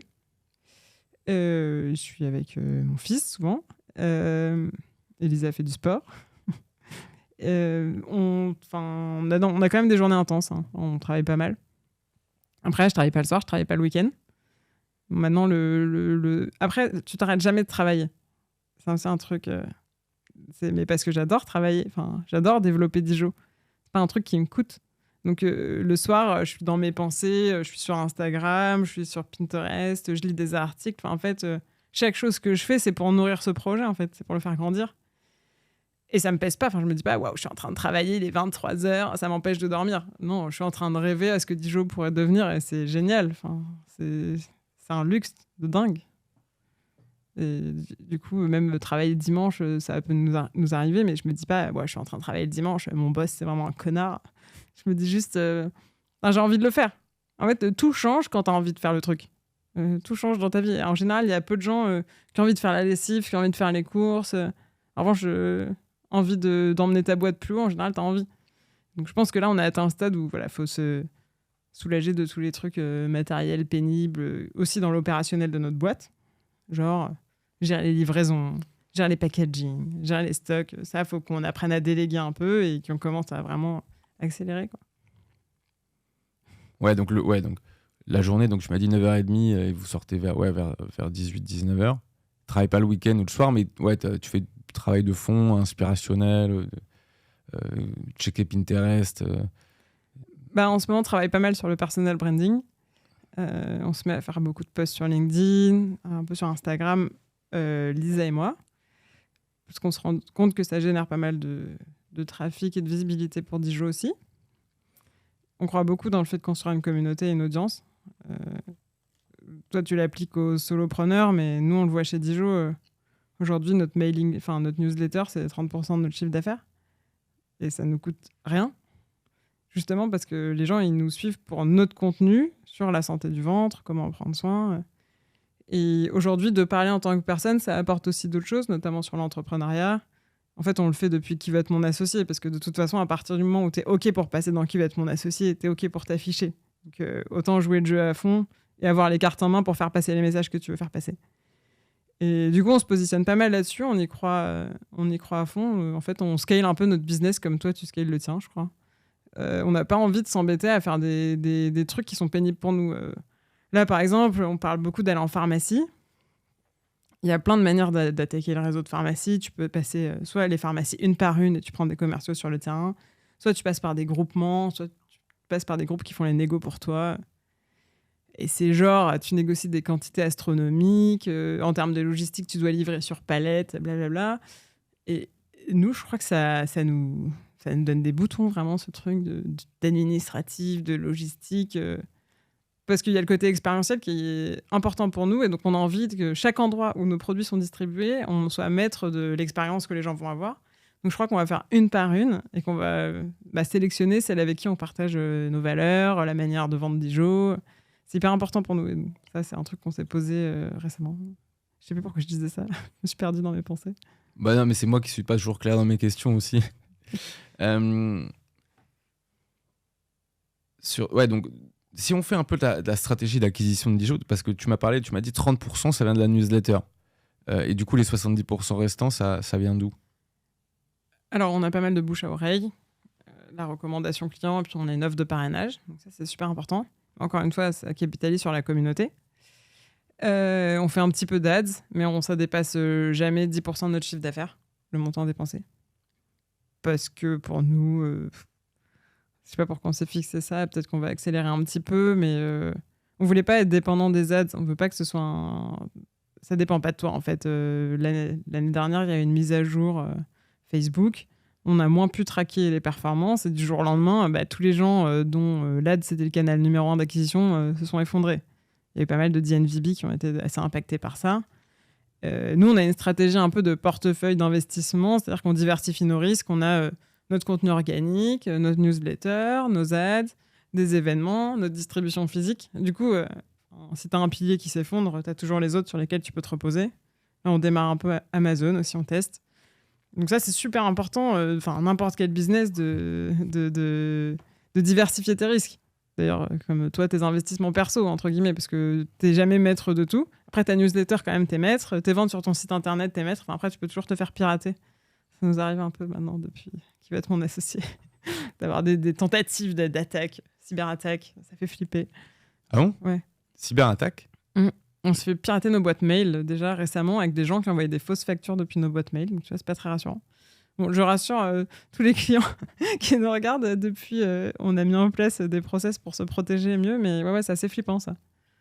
Et ils ont réussi à vous hacker, quoi. Ouais, c'est une vieille technique de cheval de Troie. En fait, si t'envoies un mail, moi, c'était genre un faux DocuSign. Donc, tu cliques. Ça ressemble exactement à des trucs que je signe au quotidien. Et j'ai cliqué. Et en fait, ça a permis que le mec rentre dans ma boîte mail. On a pris possession et envoyé des fausses factures à tous mes prestats depuis. Waouh. Ouais. Non, flippant. T'as pas envie que ça t'arrive. Ah non. Ok. Donc là-dessus, ok, donc tu m'as dit, donc vous faites la distribution, newsletter 30%. Après, vous avez, je pense, ce que tu m'as dit un peu en organique avec Insta, c'est ça? Ok. Et bouche à oreille et 10% d'ads, c'est ça? Ouais. Ok. Stratégie small bets, quoi. Non, après, on sait être opportuniste. Par exemple, nos retours sur investissement en ads, quand ils montent d'un coup, on a un peu une saisonnalité dans nos produits. En janvier, tout le monde est en mode les bonnes résolutions de l'année, je prends soin de moi. Là, on va augmenter un peu les dépenses en ads parce qu'on sait que ça marche mieux. On voit bien que pour 1 euro dépensé, on gagne plus qu'1 euro. On gagne plus qu'1 euro. Donc, c'est rentable. Ouais. Donc, on optimise aussi notre stratégie. C'est-à-dire que tous les mois, on se pose sur le mois suivant, qu'est-ce qu'on fait, dans quoi on investit un peu plus. Ça, c'est super important. Et aussi, on évite de se mettre dans l'océan rouge. C'est-à-dire, en décembre, toutes les marques se battent pour vendre avant Noël. Nous, en décembre, on ne dépense pas 1 euro. Parce que ça coûte cher, en fait, de te positionner en ads. Ça coûte cher de faire un pop-up store. Ça coûte cher de faire des animations en distrib. Donc, nous, ce qu'on a fait cette année, c'est qu'on a fait un événement hyper haut de gamme. On a invité tous nos clients dans un salon 5 stars des Galeries Lafayette. On attendait 50 personnes. On a été quasiment 200. Et c'était trop bien. Enfin, les gens, ils étaient trop contents. En plus, après, ils ont parti faire les fêtes de Noël dans leur famille. Ils ont parlé de nous à tout le monde. Enfin, il y a eu un vrai effet boule de neige de ce truc, alors que ça nous a coûté juste l'organisation d'un événement où on a invité des gens. Mais c'était le truc le plus rentable qu'on ait fait. Ouais, non, mais c'est bien, vous avez l'air créatif, en fait, créative, pardon, sur ce que vous faites. Et avec ça, ouais, donc là, tu m'as dit, l'an dernier, vous avez fait 500 000 de chiffre d'affaires, c'est ça? Non, pardon, 1,5 million. Oui, 1,5 million. Là, vous prévoyez 5 millions et l'année d'après, 10 millions, c'est ça? Ouais, peut-être qu'il y aura un 8 millions entre-temps. 5, 8, 10 serait pas mal. Mais vous avez c'est des croissances de boîtes du Y Combinator, ça. C'est assez exponentiel, en fait. Sans lever. Ouais, sans lever. Ok. Après, là, on va se lancer à l'international. Donc déjà, ça t'ouvre des nouveaux marchés. Donc, on espère répliquer ce qu'on a vu là en France. Et maintenant, on a un peu notre stratégie qui est établie. Évidemment, même en Europe, les marchés sont différents culturellement, mais on voit bien quand même ce qui a marché pour le sujet du ventre. Donc, on va un peu répliquer l'expérience rapidement, en tout cas dans les pays francophones européens, donc Belgique, Suisse, UK. Ils parlent anglais, mais il y a beaucoup de Français, notamment à Londres. Et après, on verra ce que ça donne. On fait pays par pays. Encore une fois, ça coûte cher d'aller dans un nouveau pays. Donc, on fait step by step. Ouais. C'est un objectif pour vous de devenir multimillionnaire? Ouais, qui ne veut pas devenir multimillionnaire en même temps? Ah il y en a beaucoup. Ça dépend contre quoi. Enfin, ça dépend ce que ça implique. Je pense qu'on est prêt à devenir multimillionnaire parce qu'on kiffe ce qu'on fait. Donc demain, tu me dirais, vous travaillez plus, ça ne nous dérangerait pas plus que ça. Il y a des gens pour qui c'est pas spécialement un objectif. Après, ils cracheraient peut-être pas dessus, mais tu vois. Non, je pense qu'on a envie d'être riche. On a envie de réussir. Aussi pour montrer l'exemple. Enfin, je crois qu'il y a vraiment un truc d'exemplarité qu'on aime bien et qu'on a commencé à sentir là, avec ce passage dans Qui veut être mon associé, c'est d'inspirer d'autres personnes à faire pareil. Parce que je pense vraiment que dans 50 ans, tout le monde sera un peu à son compte. Enfin, je ne sais pas quel sera l'avenir du salariat, mais bon, je ne vais pas m'étendre là-dessus. Mais du coup, je trouve ça cool que les gens ils réalisent que tu peux être freelance, bosser pour plusieurs boîtes. Là, je le vois pour Alexandre, notre alternant qui s'occupe de nos réseaux sociaux. Depuis qu'il va être mon associé, il est pas mal sollicité pour faire des missions en freelance. Et je lui dis, mais vas-y, c'est trop bien. C'est une expérience hyper enrichissante. Plus tu as des expériences professionnelles, plus tu sais ce que tu vaux, plus tu sais combien te rémunérer. C'est hyper important. Et du coup, je l'encourage à fond. J'espère quand même qu'il restera avec nous. Mais je veux dire, c'est bien d'avoir toutes les cartes en main. Certes, le CDI, c'est une sécurité. Mais le freelancing ou d'être entrepreneur, c'est la liberté. C'est mieux. Et tu m'as dit, dans 50 ans, tout le monde sera un peu à son compte. Qu'est-ce que tu entends par là, en fait? Tu penses que le salariat, en France, ça va péricliter? Ouais, je pense que c'est un modèle qui correspond plus aux attentes, en tout cas de la nouvelle génération. Aujourd'hui, moi, j'ai un petit frère de 17 ans. Son rêve, c'est de devenir influenceur. Ça lui traverse pas l'esprit une seconde de prendre le métro pour aller dans un bureau. Vraiment, c'est pas du tout comme ça qu'il se projette et ses copains non plus. C'est le changement de paradigme lié à Internet, en fait. Aujourd'hui, tu as des opportunités de malade. nous, personne ne nous prenait au sérieux parce que personne ne pensait qu'on pouvait vendre des produits en ligne. Et parce qu'on n'était pas développeur et qu'on n'était pas... Et on a fait un site internet nous-mêmes et on a vendu nos produits dessus et c'était possible, quoi. Donc ça t'offre pas mal d'opportunités. Enfin, toi-même, tu le sais bien, tu gagnes ta vie grâce à LinkedIn. Donc c'est un truc de malade. Enfin, au départ, quoi. Et donc ça, c'est plein de nouvelles opportunités. Et je trouve les influenceurs, c'est un bon exemple. Pareil, c'est tu construis une communauté, tu arrives à la monétiser. Et donc ça, c'est vraiment... Aujourd'hui, je comprends pas. On est démarché dans tous les sens. Quand tu commences à réussir, tout le monde en veut à ton argent. Donc moi, aujourd'hui, sur LinkedIn, je reçois 10 000 messages de 10 000 solutions qui vont soi-disant me changer la vie pour vendre plus. Pourquoi j'en ai pas besoin? Parce que je sais que rien ne vaut ma communauté sur Instagram pour 10 jours. Il n'y a rien de plus fort que ça. Et j'ai pas besoin d'aller chercher des trucs pour faire du cross-canal, pousser des trucs automatiquement quand les gens ils sont sur mon site internet. Enfin, à un moment, il faut aussi se concentrer sur l'essentiel, c'est-à-dire ton client, qu'est-ce qu'il vit quand, une fois qu'il entend parler de Dijon à la télé, à la radio, par un ami, il arrive sur le site, qu'est-ce qui se passe, qu'est-ce qu'il comprend pas, qu'est-ce qu'il cherche. À un moment, il ne faut pas réinventer la roue tout le temps.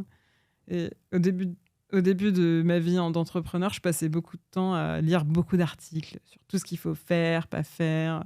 Ça me faisait perdre un temps de malade plutôt que de me concentrer sur l'essentiel, c'est-à-dire pitcher mon projet, progresser, vendre mieux. C'est tout, quoi. Enfin, ça vient en pratiquant, quoi. Il n'y a pas de fast track, de toute façon. Je parle beaucoup, désolé. Bah non, mais c'est assez ouf. Tu vois, genre, moi, le nombre de gens qui viennent me voir et qui me disent non, mais tu pourrais tellement faire ça. Ah, mais moi, si j'étais toi, je ferais ça. Et moi, souvent, j'ai envie de leur dire ok, mec, c'est quoi ton CA, tu vois, genre, c'est quoi ton CA, tu fais quoi? Et je suis sûr, un jour, il y en a, il m'a saoulé. Et genre, c'est parce que c'était dans un bar, tu vois. Il m'a dit j'adore ce que tu fais. Et je lui dis mais tu fais du CA, toi? Ah non, moi, je suis salarié encore. Et en fait, dans la tête, j'ai envie de dire en fait, skin in the game, pourquoi tu parles? Alors, c'est toujours sympa, les gens qui te donnent. Tu pourrais faire mieux, mais en fait, ouais, ou peut-être ça changerait rien, tu vois. Ou peut-être que ces 20% là, ce serait 80% d'efforts pour rien, en fait, tu vois. Ouais, non, mais c'est clair. Et chacun fait aussi ce qui est bon, ce dans quoi il est bon, entre guillemets, tu vois. Nous, naturellement, avec Lisa, je pense qu'on est assez portés vers les autres, on est assez empathique, donc accompagner les gens, c'est hyper naturel pour nous. Et donc, on a scalé ça, entre guillemets.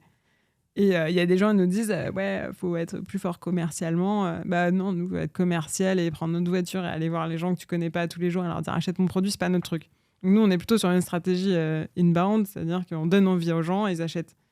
Et tu vois, demain, avoir une armée de commercial pour 10 jours, je sais pas, ça nous parle pas trop, quoi. Enfin, c'est pas trop nous. Nous, on a envie que les gens ils viennent chez nous parce qu'ils ont envie de prendre soin de leur ventre, ils ont envie d'apprendre des choses, ils ont envie de s'instruire aussi. Tu vois, c'est cool. C'est ça qu'on veut créer. Donc, on fait un truc à notre image et on n'a pas envie de changer. Et ça, c'est un truc qui nous a fait assez peur avec les investisseurs. C'est les gens, ils se disent bon, moi, j'ai réussi en faisant ça. Du coup, je vais calquer ça sur Dijon et ça va marcher. Non, il n'y a pas de Dijon dans le monde. Il n'y en aura jamais d'autres. Dijon, c'est notre manière de faire. On voit pas mal aussi des boîtes aux US. Et donc, tu fais des copycats en France et tu dis que ça va marcher. 80%, ça marche pas. Parce que en fait, le meilleur truc à faire pour avoir un produit qui marche, c'est quand même d'interroger tes clients, quoi. C'est pas de copier un truc qui se fait outre-Atlantique. Et je suis bien contente qu'il n'y ait pas de modèle Dijon outre-Atlantique.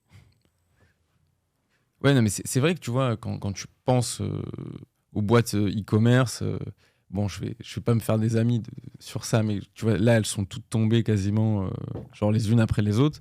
Et il y a un côté, tu vois, par rapport à la presse, genre, tu sais, en fait, quand tu vends du produit physique, la presse s'intéresse à toi parce que les journalistes comprennent d'un coup ce que tu vends, tu vois. Alors que si tu leur dis, oui, je vends des solutions de cloud computing en SaaS, les journalistes, ils te regardent comme ça et d'un coup, ça l'intéresse beaucoup moins, tu vois. Alors qu'en fait, c'est les boîtes les plus chiantes qui font le plus de cash, tu vois.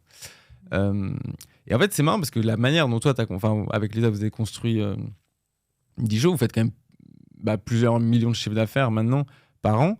Et genre, franchement, au final, avec un bout de papier et un ciseau, quoi, tu vois. Genre, vous avez le bureau à Morning, là, vous avez, tu vois, un CDI, 2 alternants, et puis Théo Lyon qui vous aide un peu sur la pub. Et vous arrivez quand même à faire, tu vois, genre, je sais pas, 2, 3, 4, 5 millions, je sais pas exactement. Au final, vous réfléchissez un peu comme des punks du web, quoi, comme des solopreneurs. Exactement, et c'est comme ça qu'on imagine scaler la boîte, en tout cas. On n'a pas envie de tomber dans le truc de tu dois mettre 1 euro dans la machine pour gagner 1 euro et d'être prisonnier de l'acquisition payante. Et c'est pour ça que je pense que créer une communauté, créer une audience, c'est le nerf de la guerre. C'est pour ça qu'aujourd'hui, on déploie les manières de construire ces communautés. C'est-à-dire, on le fait avec Dijo, on le fait avec nos comptes perso. Parce qu'en fait, c'est que exponentiel à chaque fois. Si un jour, il y a Lisa ou moi qui font un post viral, c'est positif pour tout le monde, en fait. On crée un écosystème auto-nourrissant, entre guillemets. Et on dépend de personne. En plus, pendant longtemps, on n'était que sur Instagram, donc ça, c'était un peu risqué. Mais là, on se diversifie sur LinkedIn. TikTok, on a essayé, mais on s'est cassé les dents. On n'a pas réussi. On reprendra peut-être un jour. Mais c'est hyper important de voir le truc. Il y a plein de gens qui pensent de manière très classique dans le e-commerce, qui te disent, pour scaler, un jour, il faut aussi de la distribution physique, forcément. Tu ne peux pas être que e-commerce. Aujourd'hui, tu as Typologie qui a explosé toutes les stats de e-commerce cosmétique. Enfin, je pense que le mec, il peut aller faire des masterclass chez L'Oréal et il est que en ligne. Donc, c'est bien la preuve qu'il y a toujours une exception qui confirme la règle. Et donc ça m'énerve, les gens qui disent il faut faire comme ci, il faut faire comme ça. Nous, on fait notre petit bonhomme de chemin. On fait comme on le sent. Et c'est hyper important parce que c'est pour ça aussi que tous les jours, on kiffe faire ce qu'on fait. Peut-être qu'on fera des erreurs. J'espère que ça nous amènera jamais à la fin de Dijo, mais c'est pour ça qu'on diversifie notre risque. Vraiment, on est hyper risque averse. Donc, c'est pas parce qu'on est autofinancé qu'on a envie de vivre toute nue et dès qu'il y a une tempête, on s'envole, tu vois. Je savais pas, je trouvais pas l'image, mais on fait quand même tout pour que ça s'arrête pas.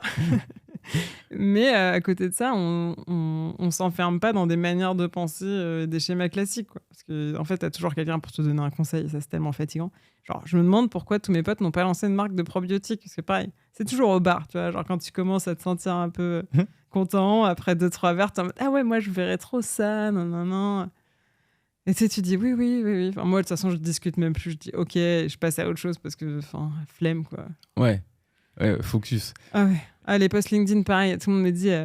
récemment, j'ai fait un post sur ma grand-mère, un post sur mon mec, et tout le monde me dit tu mets toute ta famille genre sur le bûcher pour ta réussite LinkedIn. Je suis en mode, non, déjà, c'est dur, en fait, de trouver des idées de posts. J'essaye de faire des trucs un peu constructifs sur des sujets qui me plaisent. Forcément, parler de tes proches, c'est facile parce que c'est des gens qui t'inspirent au quotidien. Et je suis en mode, mais arrêtez de vous foutre de ma gueule. Enfin, franchement, c'est dur et je trouve ça dommage que les gens comprennent pas la finalité des trucs. Ça me pèse, mais bon, comme tu dis, il faut accepter d'être un peu un punk et d'être avant-gardiste. Et je suis déjà passée par là quand on a lancé Dijo où tous les gens me disaient vendre des probiotiques sur Instagram, ça marchera jamais. Et je leur disais, mais si, c'est Instagram, c'est l'avenir, sera un canal de distribution, parce qu'il y a 5 ans, c'était pas évident. Et aux États-Unis, ça se faisait énormément. Voilà. Ouais, c'est fou de se dire, il y a 5 ans, de se dire. Tu disais Instagram, c'est l'avenir de la distribution. Tu vois, aujourd'hui, on se dit, bien sûr. Enfin, genre Instagram. Bah oui, les marques vendent sur Instagram, tu vois. Enfin, logique, tu vois. Et pareil, les premiers arrivants, c'est ceux qui gagnent le plus aussi. Donc, c'est pour ça que tu es obligé d'être hyper créatif et d'arriver en premier. Et je pense que LinkedIn, ce sera hyper monétisé comme Instagram l'est aujourd'hui bientôt.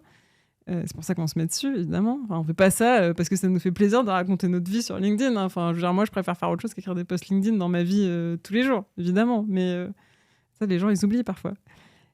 Mais là, les gens, ils montent des business sur Instagram et ils disent « Ah, ça marche pas aussi bien que ce que les gens racontent, les DNVB d'il y a 5 ans. » Bah oui, parce qu'il y a 5 ans, t'étais le seul à le faire. Maintenant, les boîtes, elles font de la pub. Enfin, tout le monde s'est mis sur le truc. Donc, il faut toujours un peu disrupter ton marché si tu veux te faire une place. Si tu arrives en frontal et que tu fais comme tout le monde, c'est bête et méchant. Soit tu as de l'argent et tu peux émerger, soit tu resteras personne toute ta vie. Et nous, avec Lisa, on a super peur de se dire on voulait pas rester les entrepreneuses qui ont une boîte pendant 10 ans et qui gagnent le SMIC. Tu vois, moi, je dis souvent à Lisa, à 40 ans, j'ai pas envie d'être en train de gérer les stagiaires à 3 dans le bureau, quoi. Ouais. Non, multimille. Ouais. Multimille or nothing, au final. Non ? Ouais, carrément. Oui. Dijo est déjà multimillionnaire, mais pas nous. et tu m'as parlé plusieurs fois de LinkedIn, parce que oui, tu as fait le bootcamp, donc Anouk a fait le bootcamp Solo Media. Mais c'est utile parce que ça a l'air vraiment pain in the ass pour vous, là, LinkedIn. Vous avez l'air, tu me dis, putain, c'est dur, je me fais critiquer et tout. Et genre, pourquoi tant de haine, pourquoi tant d'efforts sur LinkedIn ? J'ai j'ai l'impression de revivre quand on faisait les débuts sur Instagram de Dijo. Ça me fait marrer parce que je revois quand t'es en difficulté dans des discussions en société ou des trucs comme ça et que les gens disent mais pourquoi tu fais ça? Et comme si on n'en avait pas besoin. Mais en fait, on a toujours besoin de grandir plus. Et aujourd'hui, c'est un nouveau canal pour Dijo. En 2 mois, depuis qu'on a fait le bootcamp, LinkedIn, c'est devenu la source de trafic numéro 2 après Instagram sur notre site. Et de vente aussi, ça convertit? Pas de vente encore. Mais déjà, en trafic, c'est important parce qu'on n'avait pas beaucoup de trafic.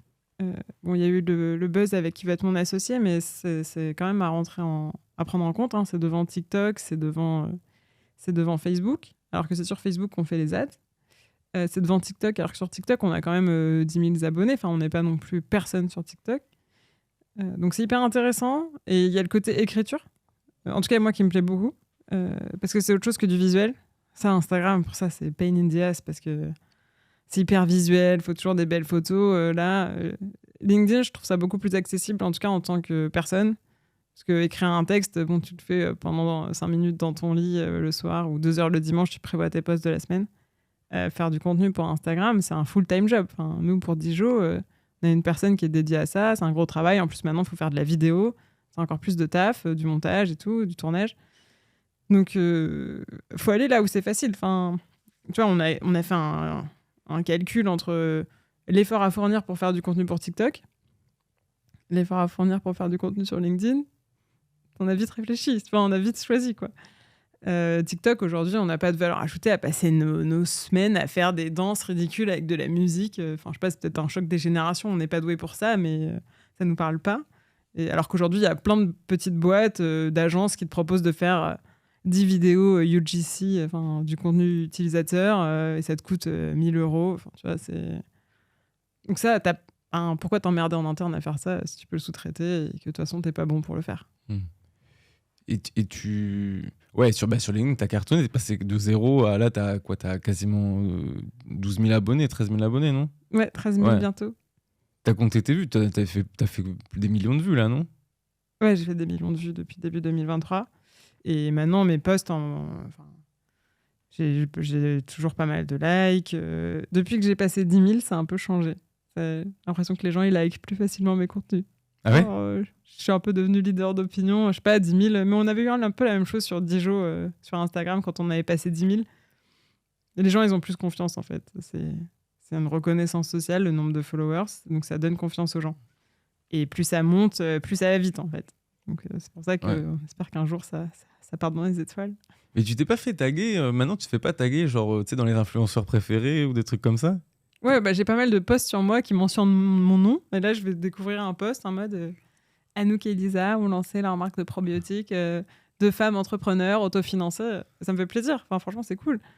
Et ça nous prend... Aujourd'hui, on a vraiment rationalisé le truc. On met 2 heures par semaine de création de contenu post-LinkedIn et ensuite, tout va très bien. Enfin, ça roule, quoi. Ouais.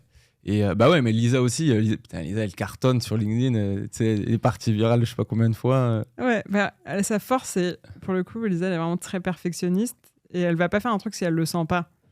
Donc, elle fait moins de posts, mais à chaque fois, ils sont vraiment bien sentis, bien écrits. Moi, je suis l'opposé.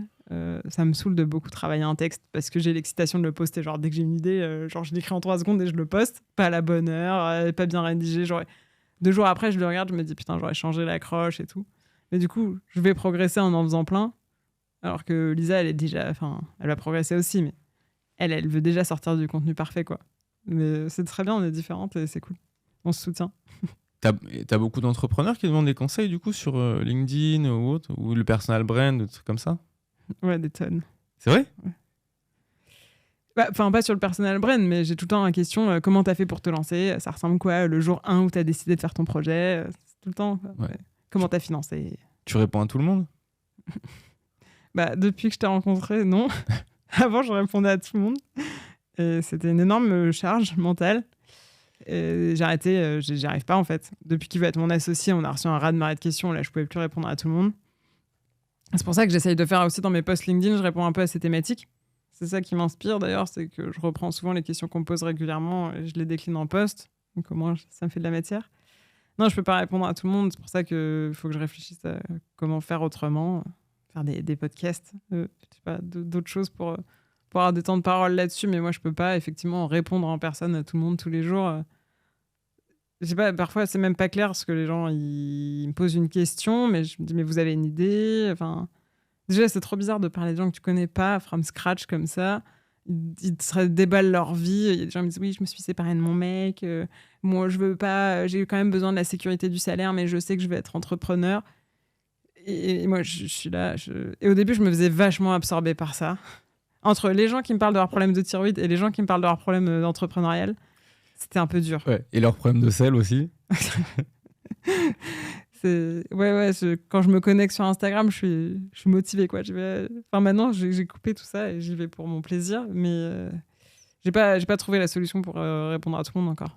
C'est un vrai sujet, hein, de charge mentale, tu vois, pour les gens. Moi, j'appelle ça, quand tu me parles des gens qui te racontent leur life, j'appelle ça un transfert de charge mentale. C'est-à-dire que, et d'ailleurs, souvent, ils font même pas l'effort d'être très clair. Et parfois, tu sais même pas ce que tu dois répondre. Parfois, en fait, tu cherches dans le message et tu te dis, mais en fait, elle est où la question, tu sais, où tu as 8 questions et tu es là, waouh. Et parfois, les gens, ils n'arrivent pas à te rendre le truc facile pour que tu répondes. Ouais, puis les gens, ils sont pas gentils quand tu réponds pas. Moi, ça m'a blessé un peu. Comment ça? Les gens me disaient, ouais, on peut s'appeler 5 minutes. Je suis en mode, non, je peux pas t'appeler, quoi. Je peux pas vous appeler. Je suis avec mon fils, c'est le soir. Je peux pas téléphoner à des gens que je connais pas à 21h. Les gens ils disaient, ah, t'es snob, merci, je pensais que t'allais m'aider. Ah, ils disent ça? Bah, pas tous, mais puis maintenant j'ai un peu trouvé la parade pour éviter que ça arrive. Mais parfois en fait, je répondais à tout le monde et quand j'en avais un peu ras-le-bol, je faisais un non un peu frontal en mode non, désolé, je fais pas ça, tu vois. Et là, les gens, ils t'incendient, quoi. Genre comme si t'étais à leur service. Enfin, je suis en mode, ça me prend du temps. Si je me disais demain je réponds à tout le monde, ça, je passerais ma journée à faire ça. Donc, ouais. Ah, mais ça c'est un full-time job, ouais. Donc voilà. C'est une start-up, hein, quand tu veux répondre tu fais du contenu, répondre à tout le monde, c'est une start-up. En plus, tu as une deuxième start-up, toi, avec un enfant, et puis tu as 10 jours, quoi. Tu gères 3 boîtes, en fait. Et bon, je me fais encore avoir avec les amis d'amis qui te contactent, qui disent, ouais, on peut se téléphoner, on peut se faire un déj. Bon, c'est comme ça, c'est le jeu. J'ai souvent été déçue quand je l'ai fait. Et après coup, je sais pas, les gens, ils sont pas forcément très reconnaissants, ou les gens, ils... je sais pas pourquoi je me suis lancée dans l'explication de ce truc. Et ce que je veux dire, c'est... Un manque de gratitude, un peu, souvent. Pas un manque de gratitude, mais genre des gens qui, après, vont copier un peu ce que tu vas faire, ou... ouais, ont pas d'éthique, en fait. C'est-à-dire que tu leur donnes des conseils, et derrière, en fait, ils absorbent les informations, mais ils copient un peu ta boîte, tu vois. Ça m'est arrivé. Ou ils copient tes posts sur Instagram. Des trucs comme ça, je trouve pas ça faire. Enfin, quand tu fais la démarche d'aider quelqu'un, de lui donner ton temps, et la décence de pas faire ça, quoi. Parce que t'as pas besoin de me parler pour imiter ce que je fais, enfin, ce qui est à la vue de tout le monde. Et donc ça, ouais, j'ai souvent été assez déçue quand c'est pas un contact que tu as directement, que tu donnes un conseil ou du temps à un ami, et que c'est plutôt un contact de contact. En fait, les gens, ils t'utilisent. Et ça, j'aime pas trop. Ouais. Parce que là, je suis sûr que dans le podcast, il y a des gens, ils vont écouter, ils vont se dire ouais, mais ils sont vraiment snobs, ils pourraient donner de leur temps, etc. Et je pense que les gens se rendent pas compte qu'il y a un moment où... juste tu reçois des messages et tu peux plus contrôler, en fait. Et c'est juste, tu peux pas contrôler le nombre d'inputs, le nombre de messages que tu reçois, tu vois. Et du coup, bah, si tu réponds à tout, tu deviens un peu esclave des autres, tu vois. Et surtout que, bah ouais, les gens, ils sont pas toujours bienveillants, ils sont pas toujours clairs. Parfois aussi, ils ont pas d'estime de leur temps, du coup, ils ont pas d'estime du tien, tu vois, parce que ça peut arriver, quoi. Ça se trouve, ils ont 1 heure, 2 heures à perdre, alors que toi, bah, genre, c'est du temps perdu, mais c'est aussi de la charge mentale, en fait. Les gens se rendent pas compte que, genre, appeler 5 minutes au téléphone, ça peut être difficile. Tu m'as dit au début du podcast que tu avais une sorte d'anxiété sociale ou je sais plus quoi. Ouais, je suis timide, donc moi, parler au téléphone aux gens, c'est un effort pour moi, quoi. Genre, avant de rappeler quelqu'un, même un prestat ou un truc comme ça, tu vois, c'est pas genre... Lisa, je vois, elle décroche son téléphone, elle se pose pas la question. Moi, je remets un peu à plus tard. Je vais faire un petit mail avant. Tu vois. Ouais. J'aime pas parler aux gens directement. Ouais, j'y travaille, hein, j'ai progressé, mais ouais, ma nature profonde, c'est quand même d'être un peu introverti.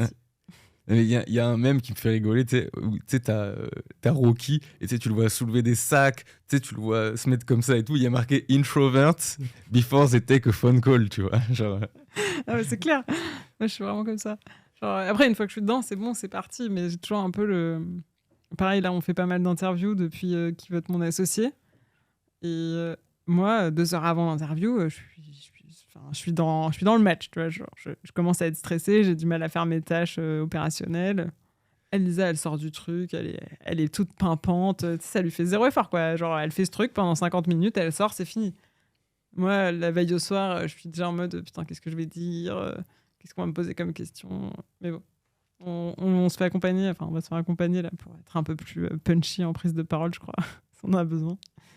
Mais tu sais, ouais, quand les gens ils commencent, enfin, toi qui commences à faire pas mal de médias, etc., et que bah, tu vois une boîte qui fait quand même plusieurs millions de chiffres d'affaires, et je me rends compte, je sais pas si t'en parles avec les gens, mais moi les CEO après à qui je parle, ils ont de tout, quoi. Ils ont un nutritionniste, un coach mental, un coach sportif, tu vois, la nounou pour le gamin, tu vois, genre le médecin sur WhatsApp, tu vois, ils ont des lignes WhatsApp, mais les riches CEO, ils ont des lignes WhatsApp avec des médecins, tu sais, genre ils ont une ligne directe avec des gens qui payent au mois. Et tu te rends compte qu'en fait, les gens, ils investissent un max dans les autres, quoi. En fait, ils sont quasiment des équipes. C'est vraiment que c'est des sportifs, en fait, tu vois, de haut niveau. Ouais, c'est clair. Il y a toute une organisation autour d'eux. On n'y est pas, nous, mais effectivement. Ouais, ça fait longtemps qu'on se fait coacher pour le business.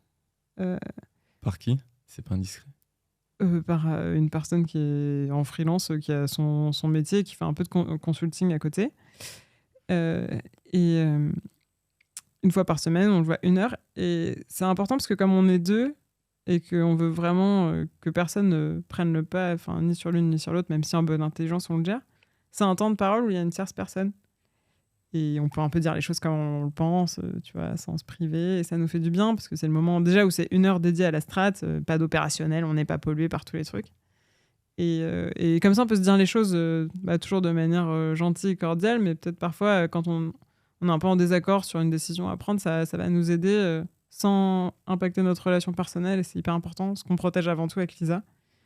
De jamais tomber en désaccord parce que je vois tellement de boîtes qui coulent à cause de désaccords d'associés ou de mecs qui s'entendent plus. Enfin, je sais pas, moi, c'est pas concevable de travailler au quotidien avec quelqu'un avec qui j'ai une once de ressentiment, quoi. Enfin, j'y arriverais pas. Vraiment. Mais je crois que dans les stades du Y Combinator, je crois que c'est une des causes. Mais je pense que c'est même pas la première cause de faillite des boîtes. Je crois que je sais plus si c'est ça ou run out of cash. Mais je sais que c'est numéro 1, numéro 2, ouais, la mésentente. Et c'est super. C'est beaucoup d'intelligence émotionnelle d'avoir pris cette décision-là de faire 1 heure.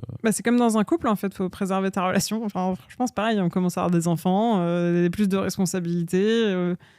Professionnellement, on est plus prise. Et du coup, nous, dans notre relation à deux, surtout qu'on est passé du stade au début de Dijon, on dormait quasiment tous les soirs ensemble, on faisait des cartons, on partait en vacances ensemble, on se quittait jamais. Enfin, on était ensemble 7 jours sur 7. Du coup, on était hyper fusionnels. Et d'ailleurs, quand on a intégré la première personne dans l'équipe, c'était compliqué pour cette personne de comprendre parce que avec Lisa, parfois, on n'a même pas besoin de se parler pour décider un truc. Et du coup, on devait faire l'effort d'expliquer la roadmap, ce qu'on allait faire. Et tout. Pour nous, c'était vraiment un effort, quoi, parce qu'en fait, on se parlait sur notre vélo en sortant du cours de yoga qu'on avait fait ensemble. Et voilà. Et puis la décision, elle a été prise. Et comme on est deux, ça impacte personne d'autre. Donc là, on travaille là-dessus, mais on préserve vachement notre relation. Tu vois, là, on a vécu un moment très intense parce qu'il veut être mon associé. Donc, on a fait un team building parce que tout le monde est un peu sur les rotules. Et ça a été assez dur en termes de charge de travail. Et on va aussi prévoir de faire un truc toutes les deux parce que c'est important pour nous. Ok. Sujet tout autre. T'investis un peu? Pas du tout. Enfin, j'investis dans ma résidence principale. Je suis propriétaire, c'est tout. C'est vrai? Ouais. Tu penses que c'est un smart move?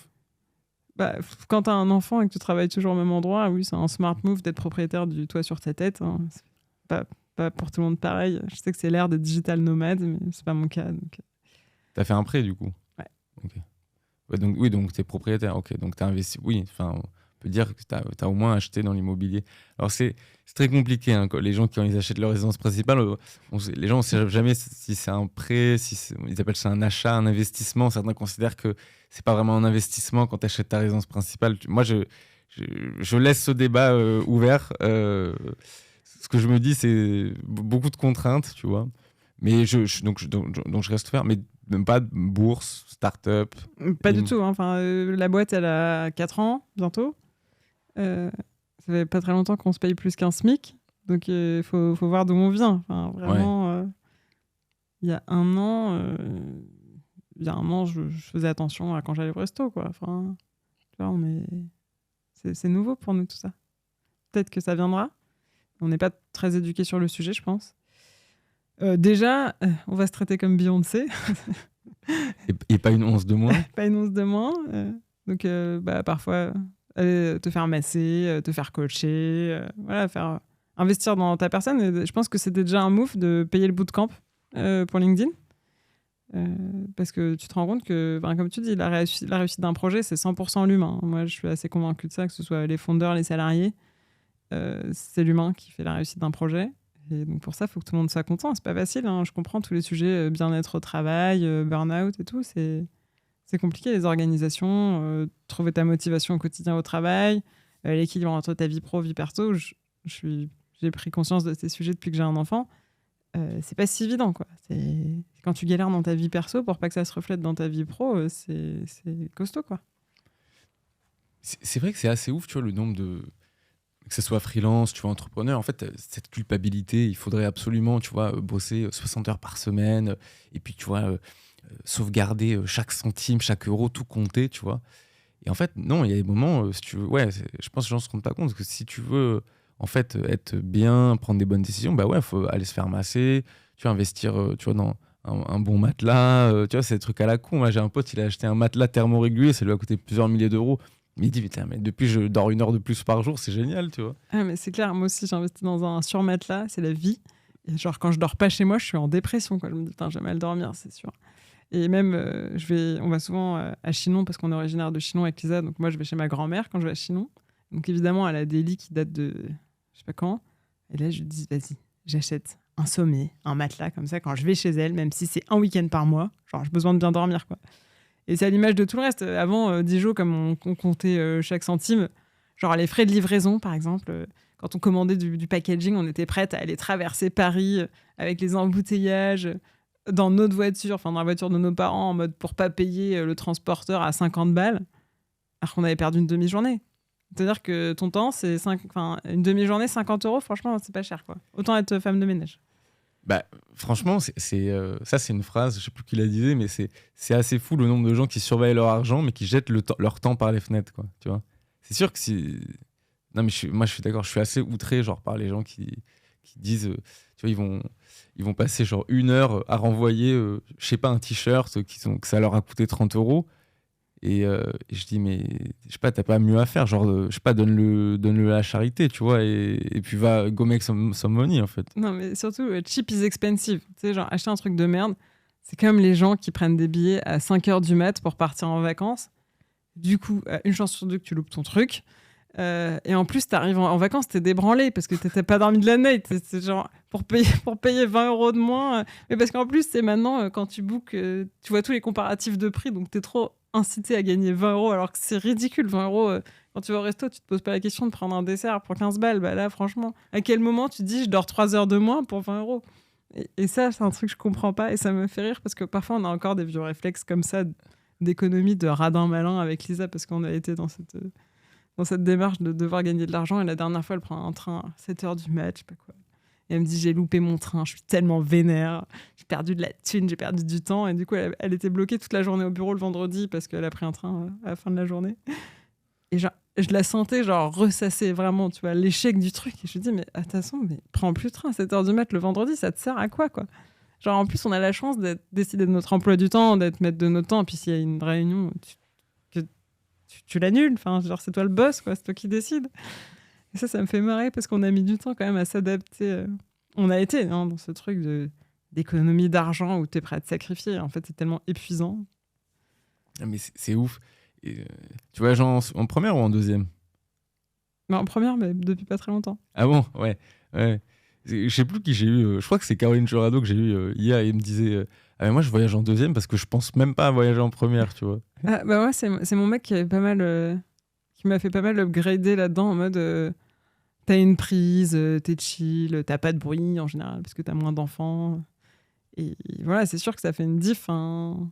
Bon, je voyage pas encore en business en avion, mais ça, je sais pas si je le ferai quand même. Mais ouais, c'est hyper important de t'upgrader. C'est comme prendre un taxi, genre tu dois aller prendre un avion, des gens qui se galèrent à prendre le métro. Enfin, franchement, si t'as pas le choix, je comprends, je respecte. Mais tout le monde n'a pas le choix. Mais à un moment, c'est sûr qu'il faut arrêter de s'auto-flageller. Parce qu'il y a aussi un truc un peu genre, je veux pas dépenser d'argent parce que il faut que je galère, il faut que je souffre. Ça, c'est un peu un truc judéo-chrétien. C'est genre, faut se faire mal pour réussir. Et je suis en mode, mais non, en fait, aligne tout ce qui fait que tu peux réussir. Genre, mets-toi bien. Enfin, genre, mange des gâteaux si t'as envie de manger des gâteaux. Enfin, tu vois, genre, je sais pas, achète-toi une crème à 1 000 millions de dollars si ça te fait du bien dans la tête. Je sais pas, je comprends pas. C'est hyper personnel, mais ça me fait marrer maintenant de voir dans quoi les gens investissent en premier. Genre, maintenant qu'ils ont un peu les moyens. Et ils investissent dans quoi? Alors, je vois autour de moi, j'ai des potes genre, qui sont partis en thalasso à 30 ans. Genre, moi, je suis jamais partie en thalasso, mais ça me fait marrer. C'est chacun un truc très personnel de dans quoi tu mets l'argent quand t'es plus dans la dépense vitale et que t'as un petit matelas pour faire ce que tu veux. Je trouve que c'est assez révélateur. Tu vois, il y a des gens, ils s'achètent une belle voiture. Il y a des gens, ils s'achètent un appart, genre ils mettent un toit sur leur tête. Je sais pas, ça doit révéler beaucoup de choses psychologiquement. Il y en a qui se payent des belles vacances. Il y en a qui s'achètent des vêtements à 1 000 millions de dollars. C'est hyper... c'est assez révélateur, c'est genre matérialiste, expérientialiste. J'aime bien, ça me fait marrer. Et toi, t'as acheté quoi quand t'as eu un petit peu d'argent? T'as commencé à avoir de l'argent? Moi, l'appart, direct, ça a été le premier truc quand j'ai eu la capacité d'investir. Je suis pas très vêtements, je suis pas très truc de luxe. Je m'en fous, je m'habille tout le temps pareil. Ouais, t'achètes pas de vêtements? Non, je suis pas trop... Comment elle dépense sa thune à Anouk Le Terrier? Quand t'as un enfant, déjà, t'as un poste de dépense assez important parce que mon luxe, c'est quand même d'avoir la nounou full-time. Oui. Genre, j'ai la nounou de 8h à 19h. C'est 5 jours par semaine? Mm. Ça coûte cher, ça, non? Ouais, c'est un salarié, donc c'est un peu plus qu'un SMIC, parce qu'elle fait plus que 35 heures. Donc ouais, c'est un poste de dépense, mais en revanche, j'ai la paix. Genre, elle fait les courses, elle fait le ménage. Quand t'as un gosse, tu fais des machines tous les jours. J'avais pas anticipé ça avant, mais en fait, c'est une angoisse. Des machines tous les jours. À étendre. Genre, horrible. T'imagines? Les courses, tout le temps. Mais attends, mais ça coûte une fortune. Tu le mets en charge, ça, sur ta boîte, la nounou? Non, je le mets pas en charge. C'est sur page emploi, tu déclares des indépendants. C'est des particuliers qui payent. C'est classique, quoi. Tu payes des charges sociales aussi. Ouais, c'est un poste important. Mais c'est ton employé? Ouais, c'est mon employé. Avec mon mec, quoi, on a un employé, du coup. Et ça nous coûte quasiment 2 000 € par mois. Vous avez des aides de l'État, non? T'as un peu d'aide, ouais. T'as de la déduction d'impôts, mais dans une certaine limite, ça te prend pas tout. Mais et comment ils font, les gens qui Je sais pas. Qui ont pas de sous pour... Je sais pas. Comment ils font pour avoir des gosses? Franchement, je sais pas. Moi, ça a été tellement difficile dans ma vie de changer tout. Enfin, tu dors pas, ça te coûte une blinde, tu peux jamais le laisser. Tu peux pas le laisser seul, tu vois. Les gens qui me disent, c'est un peu comme un chien. Je suis en mode, non, pas du tout. Le bébé, tu ne peux jamais le laisser seul. Donc ça, c'est chaud. Non, l'enfant, c'est un gros changement de paradigme. Genre, c'est hard. T'as réfléchi avant de la faire? Ouais. Moi, je le voulais à fond. C'est juste que, si tu veux, avec ma pathologie de la thyroïde, et moi, j'ai de l'endométriose aussi, il m'avait dit que je mettrais 1 ou 2 ans à tomber enceinte. Mais si tu veux, quand on a commencé à essayer avec mon mec, on s'est dit, on a un peu le time, tu vois. Je me suis dit, j'aurai le temps de me rémunérer avec Dijon. Et je tombe enceinte 2 semaines après. Donc c'est trop bien quand ça se passe dans ce sens-là. Ouais. Mais à ce moment-là, j'étais pas prête trop. Du coup, j'ai pas trop eu le temps de profiter du fait d'augmenter mon salaire parce que si tu veux, ça a plutôt été genre. Toujours été. J'ai augmenté mes dépenses vitales et j'ai augmenté mon salaire après pour suivre, quoi. Donc j'ai pas encore, je sais pas, passé au stade où putain, à la fin du mois, j'ai 2000 balles à dépenser pour me faire plaisir. Ça, j'ai pas passé encore. Ouais. Donc en fait, finalement, c'est récent que qu'est-ce qu'on va faire de tout cette oseille, en fait, un peu, non? Franchement, ça nous angoisse parce que pour le coup, on n'a pas envie de payer trop d'impôts parce qu'on a fait trop de résultats exceptionnellement cette année. Donc on a quand même pas mal d'argent à dépenser là, Post qui veut être mon associé cette année. Donc il faut qu'on trouve des trucs et on veut pas le dépenser par les fenêtres, quoi. Nous, vraiment, on a du mal à dépenser notre argent. Genre, on travaille là-dessus personnellement et professionnellement. Ça, c'est un vrai sujet. Ça pourrait être des sujets sur tu vois, les blocages psychologiques liés à l'argent. Enfin, ça rend fou les gens. D'ailleurs, en ce moment, tous mes TikTok qui partent viral, c'est des sujets d'argent, tu vois. Donc, mais c'est tellement important. Enfin, ça régule toute ta vie de tous les jours. Mais tant que tu n'as pas conscience de ton rapport à l'argent, et ce que tu en fais, et si tu l'utilises bien ou non. Et nous, pareil, quand on a commencé à se faire coacher, notre coach Thomas, il nous a dit genre, là, les filles, genre, dépensez. Vous gagnez de l'argent, donc vous dépensez. Mais tu sais, comme nous, on n'avait rien gagné pendant... Déjà, personnellement, on ne se payait pas. Et il est en mode, là, faut arrêter, là, faut changer de mindset, parce que là, vous êtes en mode économie de radin malin. Enfin, on était prêts à tout faire nous-mêmes, on n'en pouvait plus, on était sur les rotules, on était épuisés. Et heureusement, il est arrivé, il a dit, genre, maintenant, on dépense pour gagner plus, quoi. Enfin, mais c'est tellement logique quand tu commences à le faire, mais tant que tu l'as pas fait, ça te paraît un peu... T'es un peu en mode, t'es sûr, Thomas? On a un peu peur, ça, on gardait la carte bleue comme ça. Non, on te la donne pas. Là, il prenait la carte de Dijon, il était allé, vas-y, je vous commande des nouveaux ordinateurs, parce que pareil, on a des ordinateurs qui dataient de... Moi, mon truc, il mettait une demi-heure à s'allumer, j'avais un MacBook Air qui datait de 2010, enfin, je sais pas, et genre, il était en mode, non, mais c'est bon, là, c'est fini, les filles, vous achetez un ordi, pareil, vous prenez un bureau, parce que les premiers coachings qu'on a fait avec Thomas, ils venaient quand même chez ma mère, dans le salon. Et pareil, on avait notre premier stagiaire. Et ma mère, elle arrivait à 16h. Elle disait, ça va les chéris, vous voulez une petite brioche au chocolat? Et là, le stagiaire, je pense, tu veux, nous dit crédibilité zéro, quoi. Enfin, ouais. C'était la cour de récré. Donc, à un moment, on a step up, quoi. On est devenu une vraie entreprise. Mais pendant longtemps, on a été les deux petites nanas dans leur salon qui font des probiotiques et qui font des posts Instagram. Et ce sujet, en fait, je pense qu'il faut que j'en parle beaucoup plus encore. Mais putain... Ouais, moi, quand j'ai été, je sais pas, c'était il y a 2 ans, tu vois. J'arrive à un co-living, j'avais une vieille tablette Surface Pro 4, tu vois, reconditionnée. Mon téléphone, tu vois, il tombait en rate de batterie tout le temps, etc. Tu vois, genre, j'avais des Converse, tu sais, elles étaient sales et tout. Et là, il y a un mec qui me fait, mais mec, genre, t'as fait combien de chiffre d'affaires cette année? Tu vois, genre, je sais plus combien j'avais fait, mais j'avais largement des sous, tu vois. Genre, il me fait, t'as combien sur ton compte en banque et tout. Il me fait, mais mec, genre... achète-toi un ordi, achète-toi des chaussures, tu vois. Il m'a dit, et ouais, ça, je sais plus qui m'a dit ça, c'était Ulysse, il m'avait fait une blague, il m'a dit, mais tu sais, moi, si je suis dans un co-living comme ça et que je te vois avec ton ordi, je vais même pas te parler, tu vois. Et c'est vrai que ouais, mon ordi est surchauffé. En fait, j'investissais pas, quoi. En fait, t'as des réflexes de pauvre, tu vois. C'est ouf. Des réflexes de pauvre, c'est ça. C'est horrible de dire ça. Mais bon, c'est vrai. Non, mais tu vois, c'est fin de pauvre. Dans le sens, tu vois, des réflexes de quand t'étais pauvre, en fait. C'est-à-dire, comme, tu vois, t'as un streaming, le foot, streaming en foot, tu vois, la dernière fois, je mets une story Insta, je dis, ouais, salut, qui a le lien illégal du match du PSG, tu vois. Et là, les gens, ils me répondent, ils disent, mais mec, genre, tu gagnes la thune, genre, t'es dans les 0,1% les plus riches, ou je sais pas quoi. Genre, mais mec, achète l'abonnement, tu vois. Et moi, c'est vrai, pourquoi j'achète pas l'abonnement, tu vois. Ah non, mais c'est clair, moi, mes potes qui sont en cabinet de conseil, qui gagnent des fortunes, qui m'envoient, tu peux me passer tes codes Netflix, machin. Ouais. Tu sais, je suis en vacances, genre à 22h, ils m'écrivent ça, je suis en mode, putain, mais c'est pas possible, quoi. Genre, upgrade ta vie, quoi. Non, mais c'est clair. Surtout, moi, je déteste demander des trucs aux autres. Et ça, je trouve ça... C'est pour ça, peut-être, que j'ai envie d'être multimillionnaire, j'ai pas envie de dépendre des autres. J'ai pas envie de dépendre des autres pour partir en vacances. C'est pas mal de bandes de potes, ils vont toujours chez le pote qui a une maison au bord de la mer, machin. C'est trop bien de partir entre potes. Moi, j'ai pas envie de dépendre de quelqu'un qui me dit ce midi, j'ai envie de manger des lasagnes et c'est comme ça, tu vois. Enfin, genre, moi aussi, c'est mes vacances, je travaille toute l'année comme un chien. J'ai pas envie de...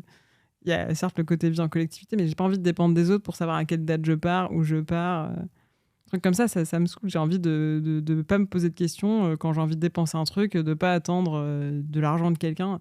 C'est comme les gens qui font des cagnottes pour leur anniversaire. Enfin, quand c'est pour faire le cadeau surprise, je trouve ça cool. Mais les gens, genre, tu leur demandes qu'est-ce que tu veux pour ton anniv. Genre, les gens qui font une cagnotte, je sais pas, pour un truc, un lisseur Dyson ou un truc comme ça. Quand t'as 17 ans, c'est mignon, tu gagnes pas d'argent, tu vois. Mais à 30 ans, franchement, pose-toi des questions, quoi. Ouais, non, mais c'est clair. Tu vois, c'est peut-être un peu violent ce que je dis, mais... Non, mais c'est vrai. Mais, non, mais sur le mindset sur l'argent, en France, c'est marrant, t'as un peu 2 types de personnes à leur anniversaire. T'as celui qui invite les gens et qui attend qu'on l'invite. Et t'as celui qui invite tout le monde et qui paye pour tout le monde, tu vois. Je pense que c'est assez culturel, en fait, aussi. Ouais. C'est révélateur. Mais c'est comme les gens qui t'invitent au resto ou non. Hein. Moi, parfois, je déjeune avec des fondeurs qui font des millions de chiffres d'affaires et genre, ils partent du pays d'addition, ils payent leur part, quoi. Ils disent salut. Et t'es en mode, mais moi, ma boîte, elle ferait autant de dizaines de millions de chiffres d'affaires. Je me poserai pas la question. Je prends l'addition juste pour pas me galérer de dire, vas-y, moi, je paye ci et toi, tu payes ça. Enfin, je sais pas. C'est chiant, quoi. Tu vois, je trouve ça cool que l'argent soit plus un sujet dans ta vie. Ça, tu vois, c'est mon objectif pour ça. Mais pas spécialement pour compter les zéros sur mon compte en banque. Ouais, non, mais c'est ça. Mais j'avais un pote, quand je faisais des tournois d'échecs, il y avait un gars qui avait beaucoup d'argent et il faisait un truc que moi j'adorais, tu sais. C'est qu'en fait, il y avait toujours un type, il comptait, il disait non, mais moi j'ai pris ça, truc, toi t'as pris ça, et tu sais, il comptait. Et là, l'autre, en fait, il payait la moitié de l'addition, tu sais, il filait du cash. Il disait écoute, c'est plus que ce que je dois, mais genre. Et en fait, tu payes pour pas te faire embêter, tu vois. Ah, mais moi, je fais ça aussi. Alors, pourtant, j'ai pas l'argent. Enfin, tu vois, au début du jeu, j'avais pas forcément l'argent, mais pareil, les additions de potes où t'es 15 000, j'étais en mode, vas-y, j'invite tout le monde. Juste, j'ai la flemme de perdre 10 minutes de ma life à galérer avec le pauvre serveur qui est là avec sa machine à cartes. Ouais. Franchement, c'est petit mindset, quoi. Ouais. Et j'espère que les gens, ils rentrent ça dans leur crâne. C'est comme aujourd'hui, mes potes qui me disent, j'aime pas mon job, je gagne pas assez. Je suis en mode, genre, lance-toi. Genre, il y a plein de manières d'être à ton compte aujourd'hui. Et si ça te convient pas d'être dans un cadre d'entreprise, il y a des gens à qui ça convient très bien. Mais si toi, ça te convient pas et que tu as l'impression que ton potentiel, il est limité, mais vas-y, prends le putain de risque de te lancer à ton compte. Qu'est-ce que tu as à perdre? En plus, en France, tu as le chômage, c'est quand même la life, quoi. Moi, je n'ai pas eu ça quand j'ai lancé Dijo parce que je sortais de mes études. Franchement, si on m'avait dit pendant 2 ans, tu as un peu de ton salaire, je me serais pas posé de question de lâcher mon job, quoi. Vraiment. Mais j'étais allé dans un resto et ça c'est les restos où ils s'en fichent, tu vois. Et tu vas dans un resto et puis ils disent bon, vous payez comment? Et là tu dis on va faire 4 paiements par carte. Et là le serveur il fait non. Bah, quoi on fait non mais c'est non on n'accepte pas, non c'est un paiement maximum, tu vois. T'as certains restos genre non, c'est une personne qui paye parce qu'ils n'ont pas envie de, tu vois, diviser par 4 le truc. Et maintenant, dans certains restos, quand tu y vas, tu dois payer en avance maintenant. Tu sais, c'est un peu ce truc de... c'est comme les prestations, tu vois. Il y a des moments où le client, il se dit, je paye, donc je suis le roi. Mais quand tu vas dans des restos de ouf ou t'as des prestats de ouf, en fait, c'est le prestat qui a le pouvoir, tu vois. Nous, on l'a vécu pour fixer le prix de nos produits. Parce qu'on a rehaussé un peu les standards de qualité pour produire nos probiotiques, mais ça nous coûte plus cher. Et aujourd'hui, tu peux trouver sur Amazon des cures de probiotiques ou en pharmacie à 12-15 euros. Et nous, on la vend 40 euros, notre cure de probiotiques. Mais il y a plus de gélules. Tu as 60 gélules, souvent tu en as 30, elles sont plus concentrées, c'est un circuit court, 100% français. Et au début, quand on voulait se lancer et qu'on n'avait pas encore fixé le prix et qu'on demandait pas mal de conseils aux gens, et notamment des gens du monde de la pharma, ils me disaient, mais vous vendrez jamais un produit à 40 euros. Aujourd'hui, on se dit on pourrait même le vendre plus cher, ça marcherait. C'est juste un moment une question de la transparence. Déjà, on explique aux gens pourquoi ça vaut 40 euros. Et les gens qui veulent pas payer 40 euros, c'est pas nos clients, en fait. Bah oui, ils vont acheter des probiotiques de merde à 12 euros sur Amazon. Fin du game. Enfin, on est aussi sur Amazon, hein, donc je desserre ma cause là. Mais c'est hyper important parce que tu dis il y a une référence de marché, bah non, tout peut évoluer et aujourd'hui on a monté la qualité et finalement on existe encore. Il y a le patron de la pub chez Lamborghini, un jour il a dit un truc, il a dit nous on fait pas de pub à la télé pour les Lamborghini parce que les gens qui achètent des Lamborghini regardent pas la télé. C'est tellement vrai. Enfin, c'est ça. Et nous, on a eu beaucoup de... D'ailleurs, après le passage de qui veut être mon associé, des gens qui nous ont dit c'est trop cher. Donc, on a expliqué pourquoi on était plus cher. Et pareil, là, notre coach Thomas, il nous a encore dit, les filles, vous adressez pas à tout le monde, c'est pas grave. Genre, ceux qui veulent pas payer 40 euros, c'est pas vos clients. Point. Ils achètent un truc, ils ont pas de suivi, ils ont pas de... Enfin, voilà, ils ont pas l'accompagnement d'IJO, ils ont pas la qualité des produits, c'est tout. Ouais, non, mais c'est clair. Sur ça, je pense qu'il faut être unapologétique sur le prix. Si t'es cher, t'es cher. Et si les gens, tu leur mets pas un couteau sous la gorge pour acheter, quoi. Et s'ils sont pas contents, c'est leur problème. C'est des pessimistes enragés. Comment tu dis, toi? Des frustrés enragés. Des frustrés enragés, ouais. Ok, écoute, je te propose, j'ai une petite dernière question, question à décliner, c'est, je te donne un concept, tu me dis sur 10 à combien t'es satisfait, ok? Ok. Si je te dis bonheur. 8. Ouais. Ah oui, t'as pas le droit de dire 7 d'ailleurs. D'accord. 8. Ok, donc t'es bien à tes baskets. Ouais, j'ai beaucoup changé en 4 ans. Et là, je commence à être vachement mieux. Déjà, mon enfant est plus grand. Il dort la nuit. Et professionnellement, on est hyper aligné avec Lisa. On sait où on veut aller. En ce moment, c'est plus facile que ça n'a été. Donc, on est bien. Ok. Si tu dis amour? 10. Je suis très bien entourée. Il y a l'amour dans mon couple. J'ai un enfant. Et j'ai beaucoup d'amour autour de moi, de mes proches, de ma famille. C'est important. Santé? 6. Là, je l'ai senti pendant un mois post-Kevma où on a dû pas mal cravacher, être assez stressé. J'ai senti que j'étais plus vite limitée qu'une personne normale parce que la thyroïde, ça régule un peu tout. Et là, j'étais assez stressée, donc ça a doublement impacté ma thyroïde. Donc ça m'a un peu saoulée, mais bon, je fais des efforts, je fais attention. J'aimerais bien être moins limitée par ça, j'aimerais bien faire plus de trucs. Je faisais beaucoup de sport avant. Et là, quand je fais du sport de manière intensive, je suis très fatiguée, par exemple, je récupère pas bien. Ça me saoule, mais bon, ça me limite pas, ça m'empêche pas d'être heureuse, c'est essentiel. Et si je te dis argent? J'hésite entre 5 et 6. Parce que maintenant, j'ai envie d'en gagner plus. Après, je manque de rien. Donc déjà, c'est positif. Qu'on est dans une phase de croissance chez Dijon. Quand on fait pas de chiffre d'affaires chez Dijon, on est déprimé avec Lisa. Alors vraiment, en mode la vie va s'arrêter.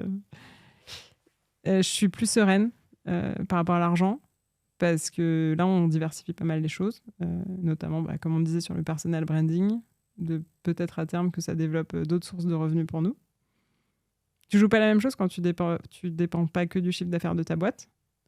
Donc, tu oses plus prendre des risques pour ta boîte. Je pense vraiment pour se démarcher, il faut prendre des risques. Il ne faut pas faire comme tout le monde et pour Dijon, on sera obligé de le faire. Aujourd'hui, on avance sur un marché qui est hyper concurrentiel où il y a des laboratoires pharmaceutiques qui ont des gros moyens. Donc, il faut qu'on soit créatif et qu'on ne fasse pas les choses comme tout le monde. Et parfois, c'est dur de prendre. C'est plus rassurant de faire comme tout le monde. Tu dis, comme ça, je gagnerai le même argent que tout le monde. Mais si tu veux gagner 10 fois plus, tu prennes ton risque.